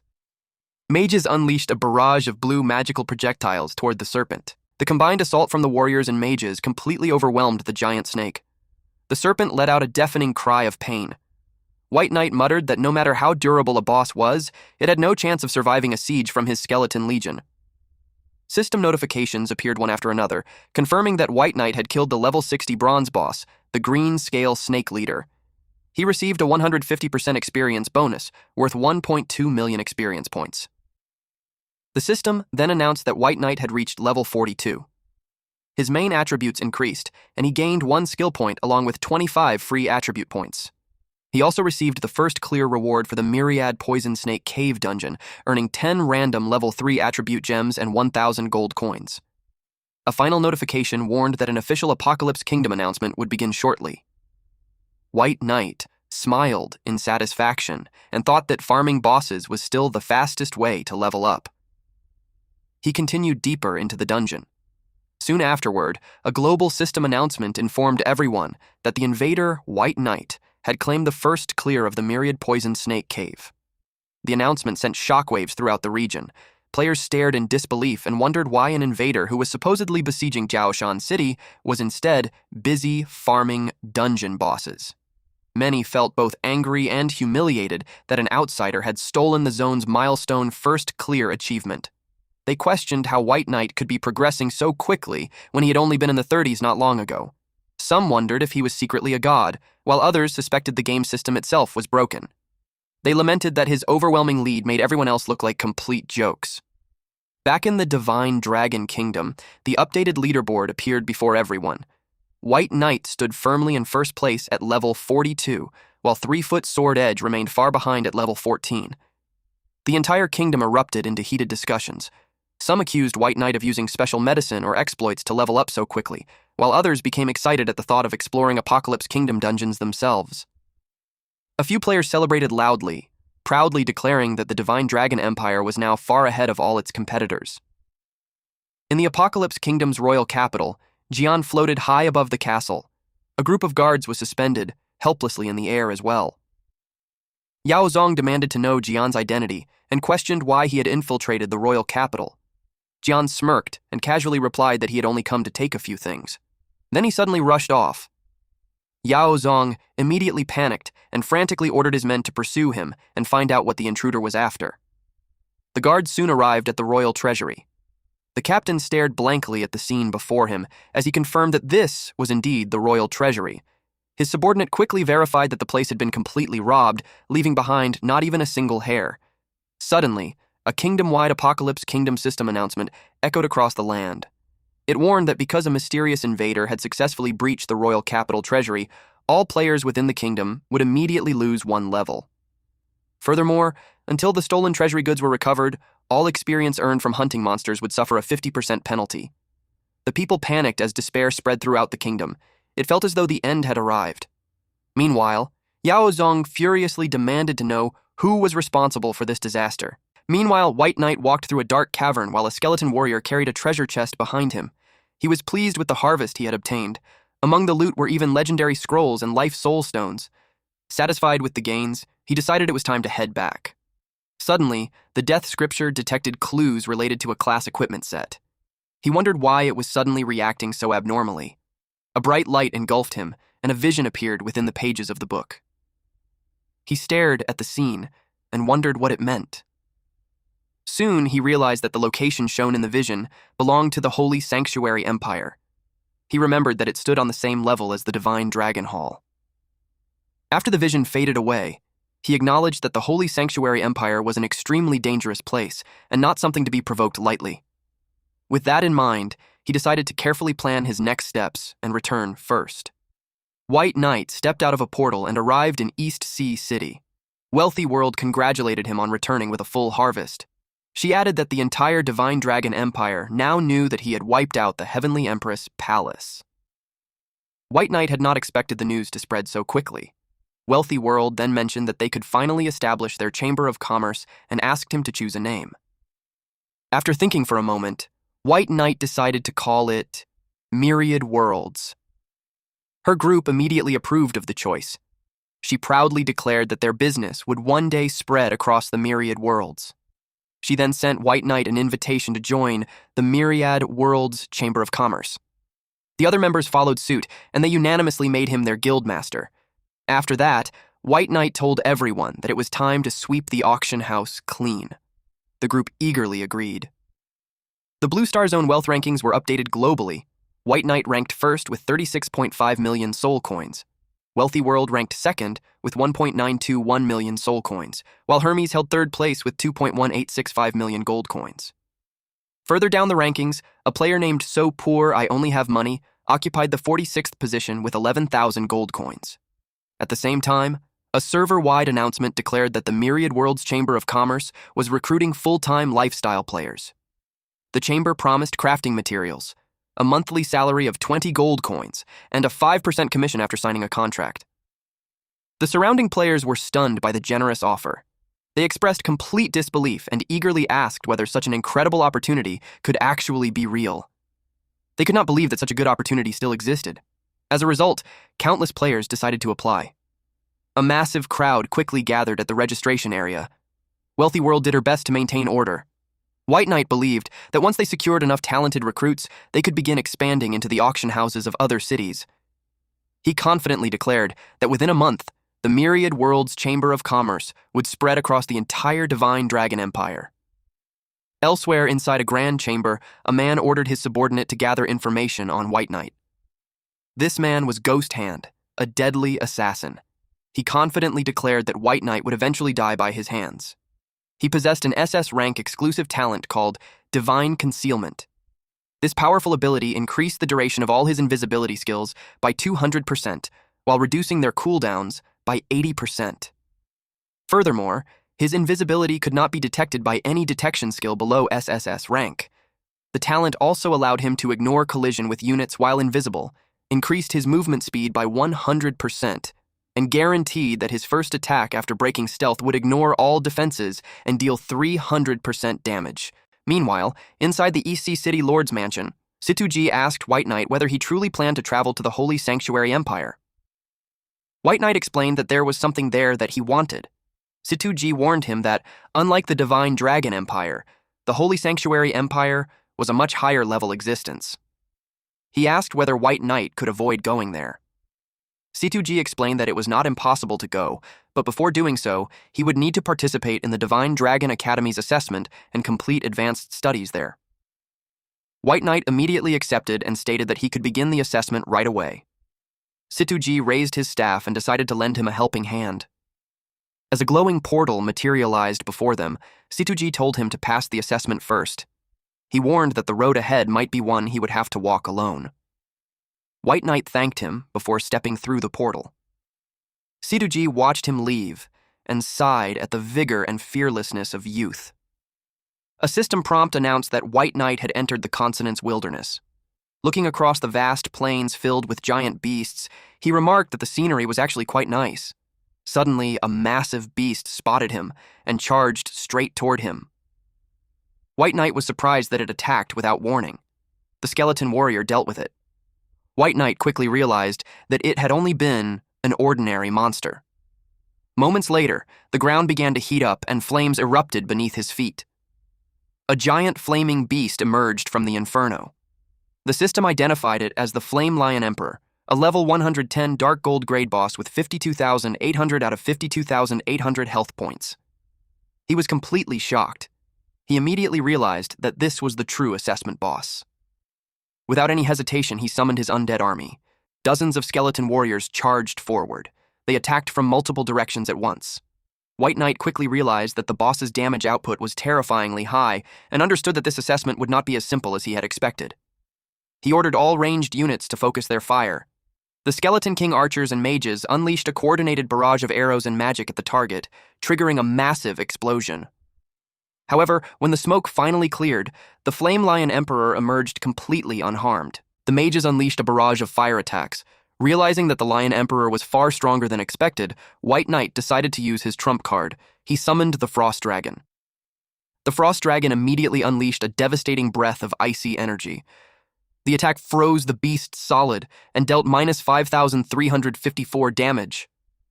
White Knight muttered that he had expected something far more impressive from the creature. Suddenly, the ice shattered. The Flame Lion Emperor entered a berserk state. He ordered the Skeleton King to charge. Answering its master's command, the Skeleton King rushed forward. The Lion Emperor roared and unleashed a massive sphere of flaming energy. Then the Skeleton King activated Execute and cleaved straight through it with a powerful slash. White Knight noted the monster's short temper and decided to add even more fuel to the fire. He ordered his ranged units to focus their attacks once again. The relentless barrage of explosions overwhelmed the beast as its health steadily dropped. Eventually, the giant beast was blasted backward and collapsed to the ground. White Knight immediately looked toward the large pile of loot it had dropped. The system notified Mubai that he had received the Goddess of Luck's blessing. As a reward, he obtained 30 epic-grade crystals of fury, 26,400 gold coins, and 112 basic life soul stones. Suddenly, someone remarked that passing the assessment in such a short time meant the profession he had awakened must be a hidden one. He introduced himself as the receptionist in charge of new students.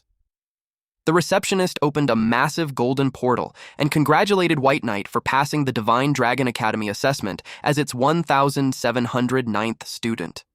He then asked him to follow him to the academy. White Knight found it amusing that he had passed so easily. At the same time, he was looking forward to seeing just how impressive the Divine Dragon Academy really was. Upon arriving, White Knight stared at the towering structures of the Divine Dragon Academy in amazement. The receptionist guided him through the enrollment process. Then a stout young man approached him and asked whether he was also a new student and what profession he had awakened. White Knight noticed that the young man possessed a hidden profession as well. He immediately realized that nobody who could enter the Divine Dragon Academy was ordinary. He introduced himself as a necromancer. The student status panel identified him as Mad Blood Chenchin, a level 49 blood sacrifice priest. Mad Blood Chenchin looked surprised and asked whether necromancer was a hidden profession. White Knight denied that it was a hidden profession. Mad Blood Chenchin remarked that he must have worked incredibly hard to reach the Divine Dragon Academy with nothing more than a normal profession. The receptionist eventually led them to the dormitory area. The two excitedly admired the impressive building before them. Mad Blood Chenchin commented on how incredible it looked. However, the receptionist quickly interrupted them and pointed toward a much more ordinary-looking building. He explained that freshmen who had just entered the academy were not qualified to stay in the hero dormitory. Only students who earned a spot on the leaderboard could live there. For now, they would have to stay in the regular dormitory. The two were immediately disappointed and wondered what kind of people were actually qualified to live inside the hero dormitory. Several nearby students overheard them and began mocking them. One of them was a level 66 Venom Warlock, while the other was a level 68 Forbidden Spell Mage. They mocked White Knight and Mad Blood Chenchin, calling them weaklings with ordinary professions. Mad Blood Chenchin immediately lost his temper and shouted back at them. White Knight stopped him and warned him not to act impulsively. The receptionist also reminded them that private fights inside the academy were strictly forbidden and could result in expulsion. Any challenge had to be formally issued through the martial arts arena. The older students continued mocking them. This only made Mad Blood Chenchin even angrier. White Knight told him to let it go, reminding him that they were currently no match for those students. He suggested returning to the dormitory and getting some rest first. Mad Blood Chenchin reluctantly agreed, but swore that one day he would teach those people a lesson. White Knight silently decided that as a newcomer, it would be best to hide his strength for the time being. The more he learned about the Divine Dragon Academy, the more interesting it became. The receptionist opened the room and told them to rest for now. He informed them that all freshmen would gather at Divine Dragon Square in 1 hour. They thanked the receptionist. Meanwhile, back at the Chamber of Commerce, everyone was shocked to hear that White Knight had gone to the Divine Dragon Academy. Wealthy World confirmed that White Knight had left everything in their hands and specifically requested not to be disturbed for a while. Cotton Candy remarked that the academy was a place only elite players could enter. Maple Leaf admitted that he was jealous because hidden professions were supposedly required just to qualify. Wealthy World told everyone to stop envying others and focus on leveling up instead, while she took care of the Chamber of Commerce. A massive crowd gathered at Divine Dragon Square as students discussed rumors about the Academy Dean. Standing among the crowd, Mad Blood Chenchin asked White Knight whether he knew anything about the Dean. White Knight replied that he did not, but pointed out that he was looking at him right now. At that moment, an elderly man dressed in a formal white uniform and blue coat stepped forward. He introduced himself as the Dean of the Divine Dragon Academy and formally welcomed everyone on behalf of the institution. The Dean explained that the Academy had existed for hundreds of years and was the greatest educational institution on the continent. As holographic battle scenes appeared before the students, he declared that only the strong were qualified to enter the Academy and promised that everyone present would become even stronger. The Dean acknowledged that while many believed arriving at the Divine Dragon Academy marked the beginning of their rise, it was actually the beginning of true cruelty. He explained that the Academy enforced a strict last-place elimination system. Only those strong enough to remain on the leaderboard could secure a foothold there. He declared that from this moment onward, their only choice was to become strong and then continue growing even stronger. The Dean then introduced the 4 great instructors of the Academy. Several magical portals opened before the students.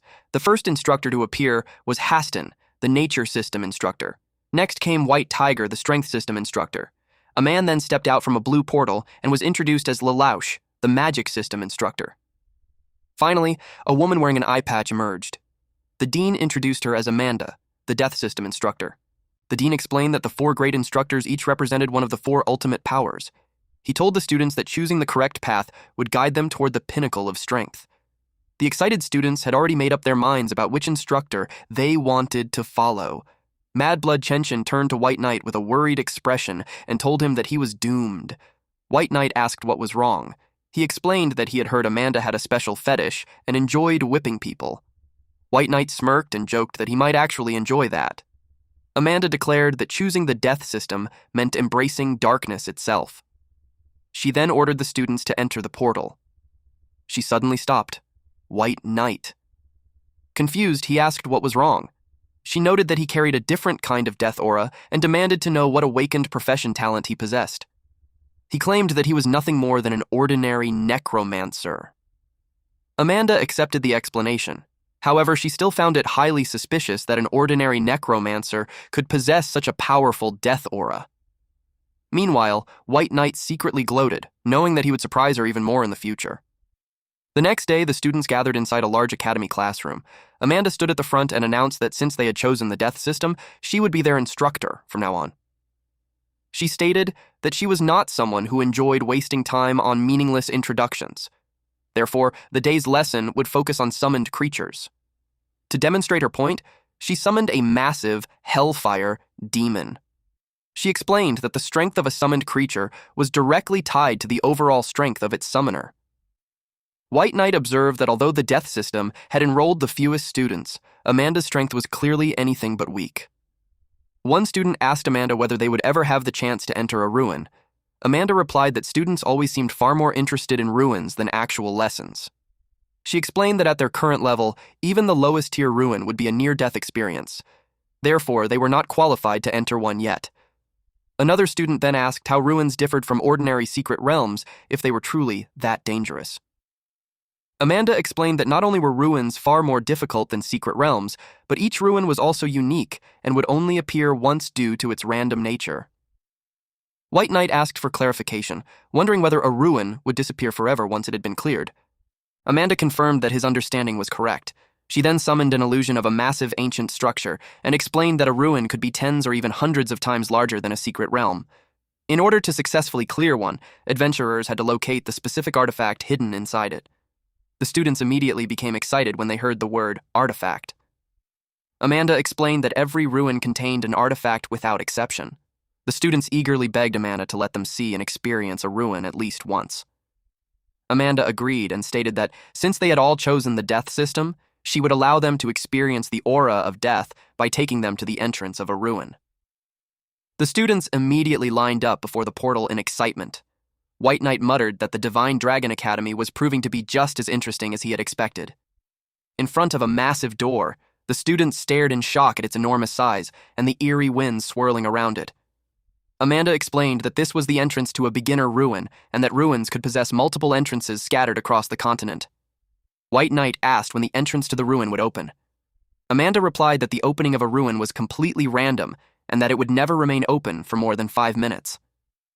He quietly processed the information. Suddenly, the ground began shaking violently. White Knight wondered why it was trembling so suddenly. Amanda cursed in frustration after realizing that the ruin had chosen that exact moment to open. She immediately warned the students to run, shouting that they absolutely could not allow themselves to be dragged into the ruin by the black mist. A terrifying black mist surged forward and began pulling the students toward it. The students shouted that the force was too powerful. In an instant, all of them were dragged into the vortex. Amanda immediately decided that she needed to report the anomaly to the dean. White Knight viewed the situation as a good opportunity. Even if he had not wanted to enter the ruin, he would have had to eventually. The entire situation excited him. Back at the academy, the dean slammed his fist onto the desk in anger. He could hardly believe that the newly enrolled death system students had somehow entered a beginner ruin. The informant confirmed the news, explaining that the ruin's entrance had suddenly opened for unknown reasons and sucked all 18 freshmen inside. The dean knew that even though it was classified as a beginner ruin, it was still a nightmare-level challenge for students of their level. He immediately ordered them to notify Amanda and organize a rescue team. If that failed, they would have to find a way to venture deep into the ruin themselves and rescue the students. Inside the ruin, White Knight sat up and realized that he had truly been teleported inside. Looking around the massive dark stone halls, he concluded that the other students had likely been scattered throughout the ruin. He remarked that the place felt extremely dangerous. He summoned a few minions first, just to be safe. He admitted that Amanda had been right about the ruin's enormous scale.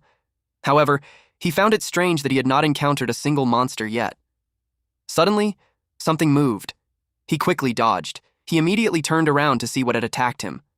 The status window identified it as an elite level 40 dark pincer bug.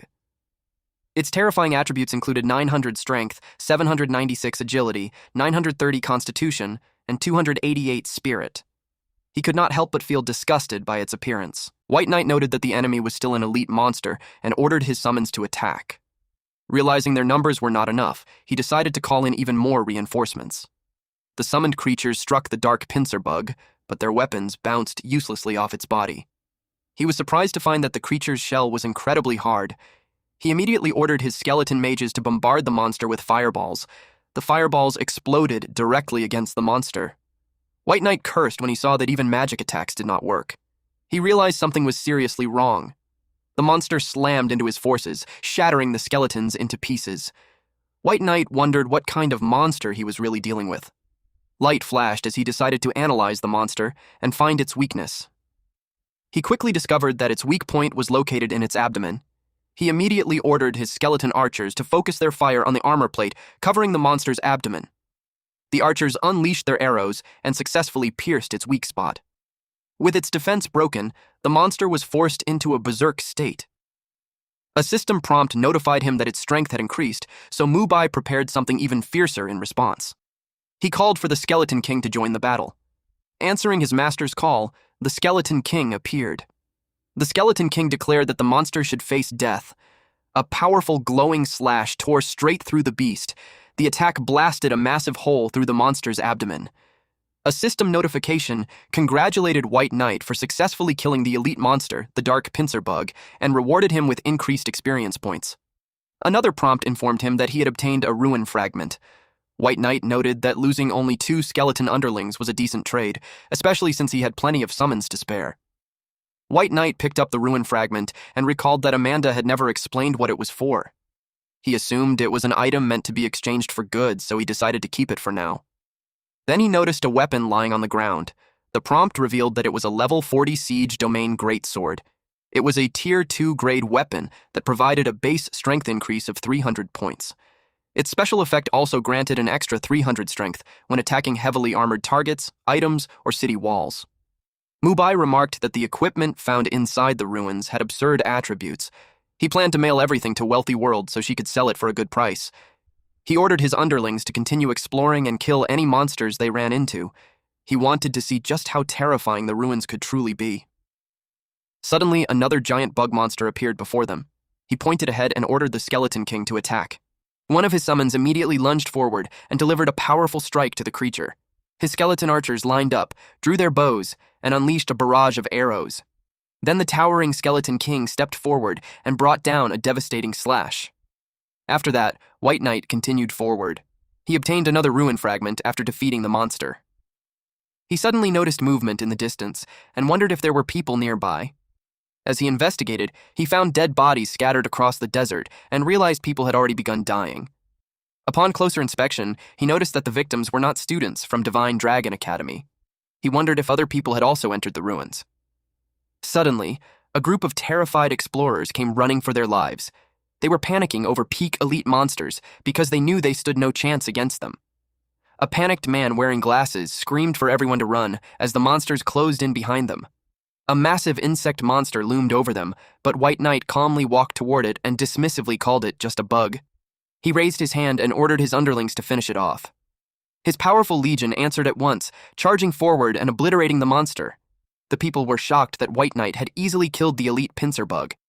One of them commented on how terrifying summoners were. Another replied that it was not just because summoners were strong. White Knight was strong even among summoners. Their relief did not last long because another monster appeared. They immediately started running again. White Knight stepped forward calmly and conjured blasts of fire toward it. The retreating group looked up in shock as massive skeleton mages materialized before them. They could not believe White Knight had those too. One of them commented that his summons were way too strong. Another wondered who White Knight was and whether he came from their academy. But they decided it was best to leave first because the area was far too dangerous. As they rushed to escape, they suddenly came to a complete stop in shock at what they saw. Meanwhile, in another setting, Amanda informed the dean that they had discovered the cause of the accident. The dean demanded to know why the ruin entrance had suddenly opened on its own. Amanda explained that the Black Kill organization was behind it, just like the incident a few months ago. The dean's expression darkened at the mention of Black Kill.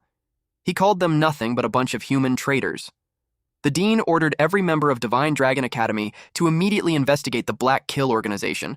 He also told them to form a squad, find a way into the ruins, and rescue the trapped students. Meanwhile, White Knight moved through a dense forest inside the ruins. He was relieved they had run fast enough to avoid becoming bug food for that swarm. He looked around and found the place strange. The trees were unnaturally thick, making the entire forest feel even more unsettling. Then something suddenly caught his attention. Our boy wondered what it was. A massive creature crawled out of the swamp. A system prompt identified it as a level 10 swamp worm with 20 strength, 30 agility, 40 constitution, and 65 spirit. Mubai immediately grimaced. It was just a level 10 regular monster, but it was still ugly enough to ruin anyone's day. He unleashed several blasts of fire at the creature and ordered his summons to deal with it. The area erupted in a series of massive explosions. A system notification congratulated him for killing the swamp worm, increasing his experience points. He also obtained 1 ruin fragment. Mubai laughed, realizing this regular mob was basically a free reward that went down in 1 hit.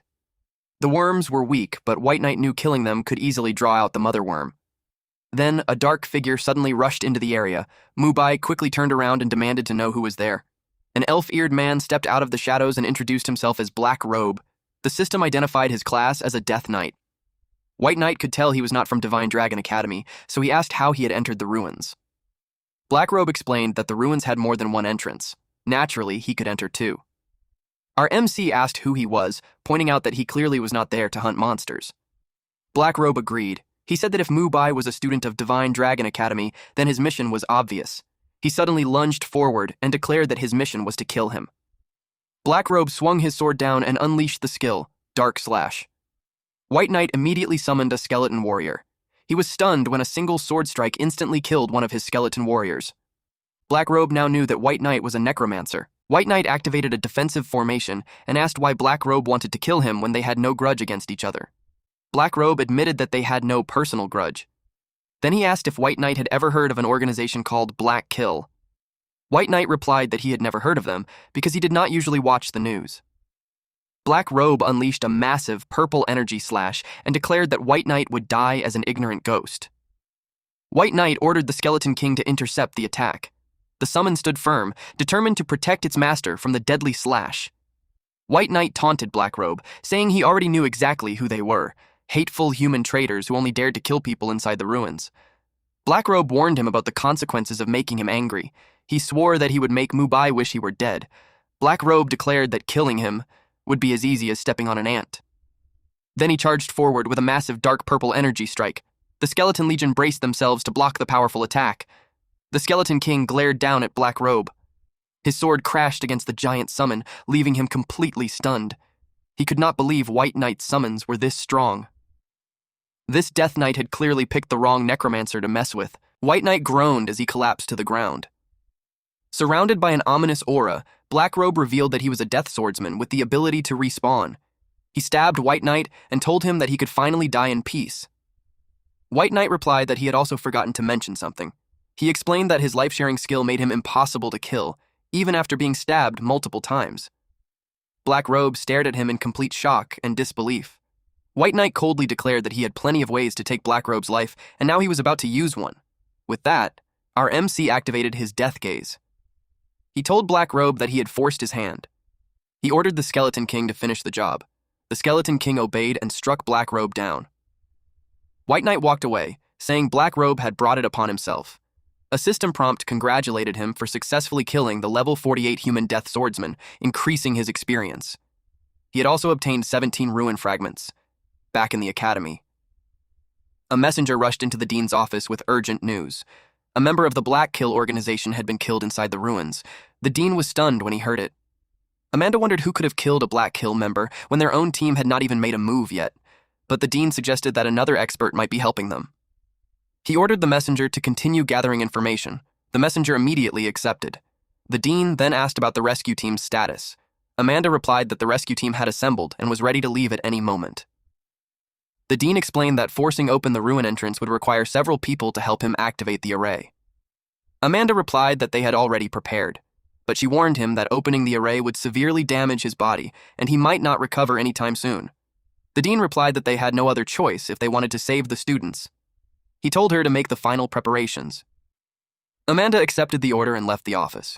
The dean quietly hoped the students could hold on. At the ruin entrance, the dean addressed the assembled rescue team. He reminded them that time was running out and ordered them to bring the students back safely. The team promised to complete the mission.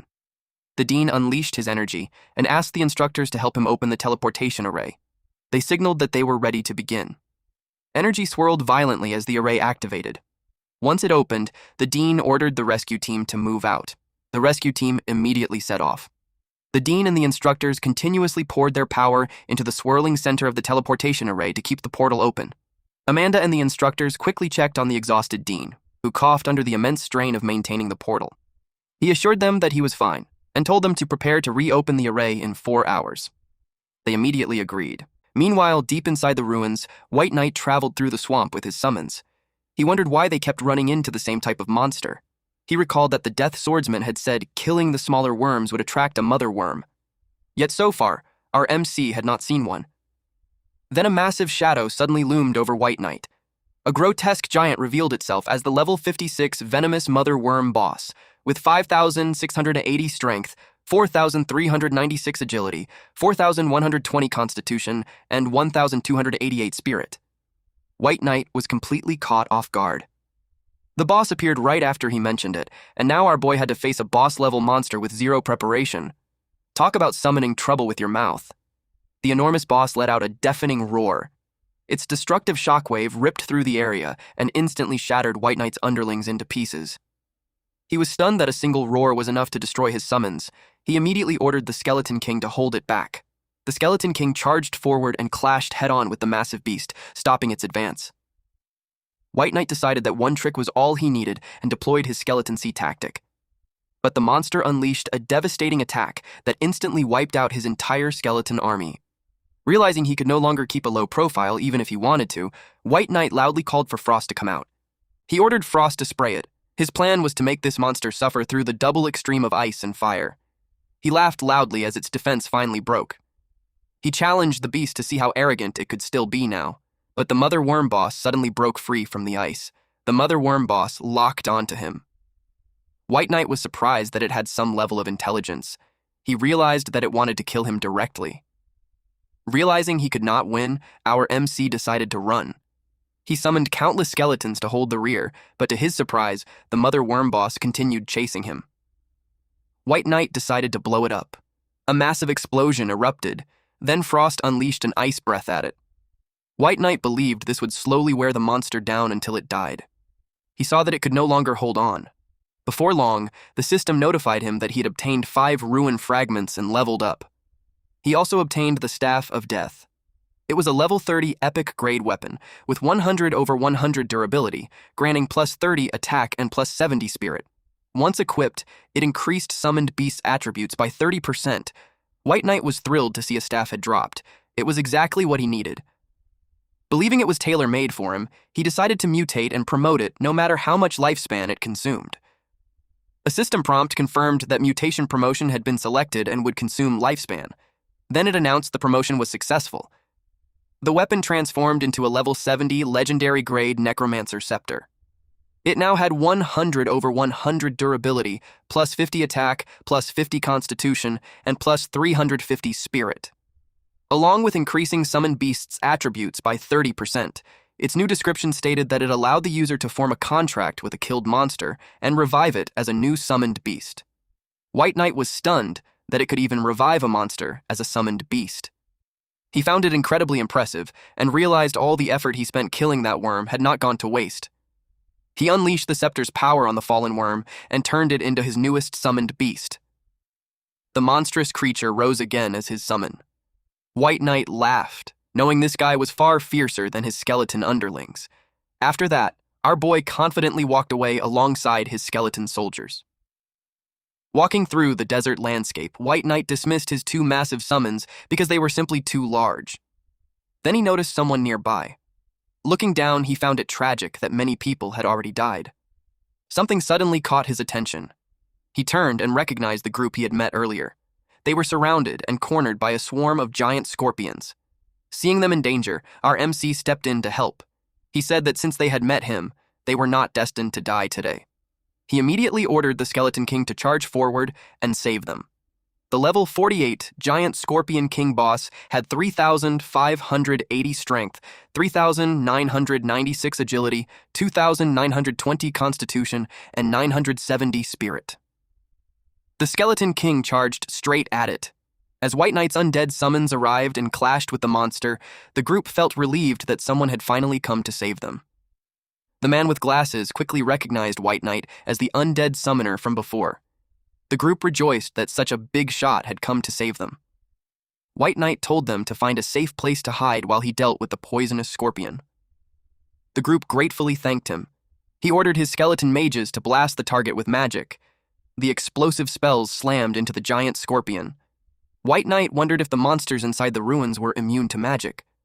Since that was the case, he decided it was time to let the monster experience something new. He raised his scepter and summoned the massive, undead mother worm onto the battlefield. The group was completely stunned that White Knight could summon such a huge undead creature. His abilities were truly heaven-defying. The undead mother worm quickly overwhelmed the giant scorpion, leaving it unable to hold on. The massive summon delivered a devastating physical blow that crushed the monster completely. A system notification congratulated White Knight for obtaining 4 ruin fragments, followed by another level-up notification. White Knight decided to collect all the dropped items, calling them junk he could pack up and sell to Wealthy World later. The rescued group sincerely thanked him for saving them. White Knight accepted their thanks, but asked why their group always ended up in such dangerous places. The man with glasses explained that they had followed the crowd because people said the ruins artifact had been found in that direction. The news caught White Knight completely off guard. The man added that they had not even reached the location before the scorpion swarm attacked, nearly wiping out their entire group. Hearing this, our MC realized the ruins artifact was just ahead. Thanks for watching, bros. If you enjoyed this update, make sure to drop a like and hit subscribe so you never miss the next chapter we upload here on Manhwa Updater. New episodes from the main Manhwa dealer channel will always land here every week, so stick around and stay updated. And hey, if you want more fire stories, check out the latest upload on the main channel right after this. As always, stay cool, stay awesome, and I'll see you in the next one.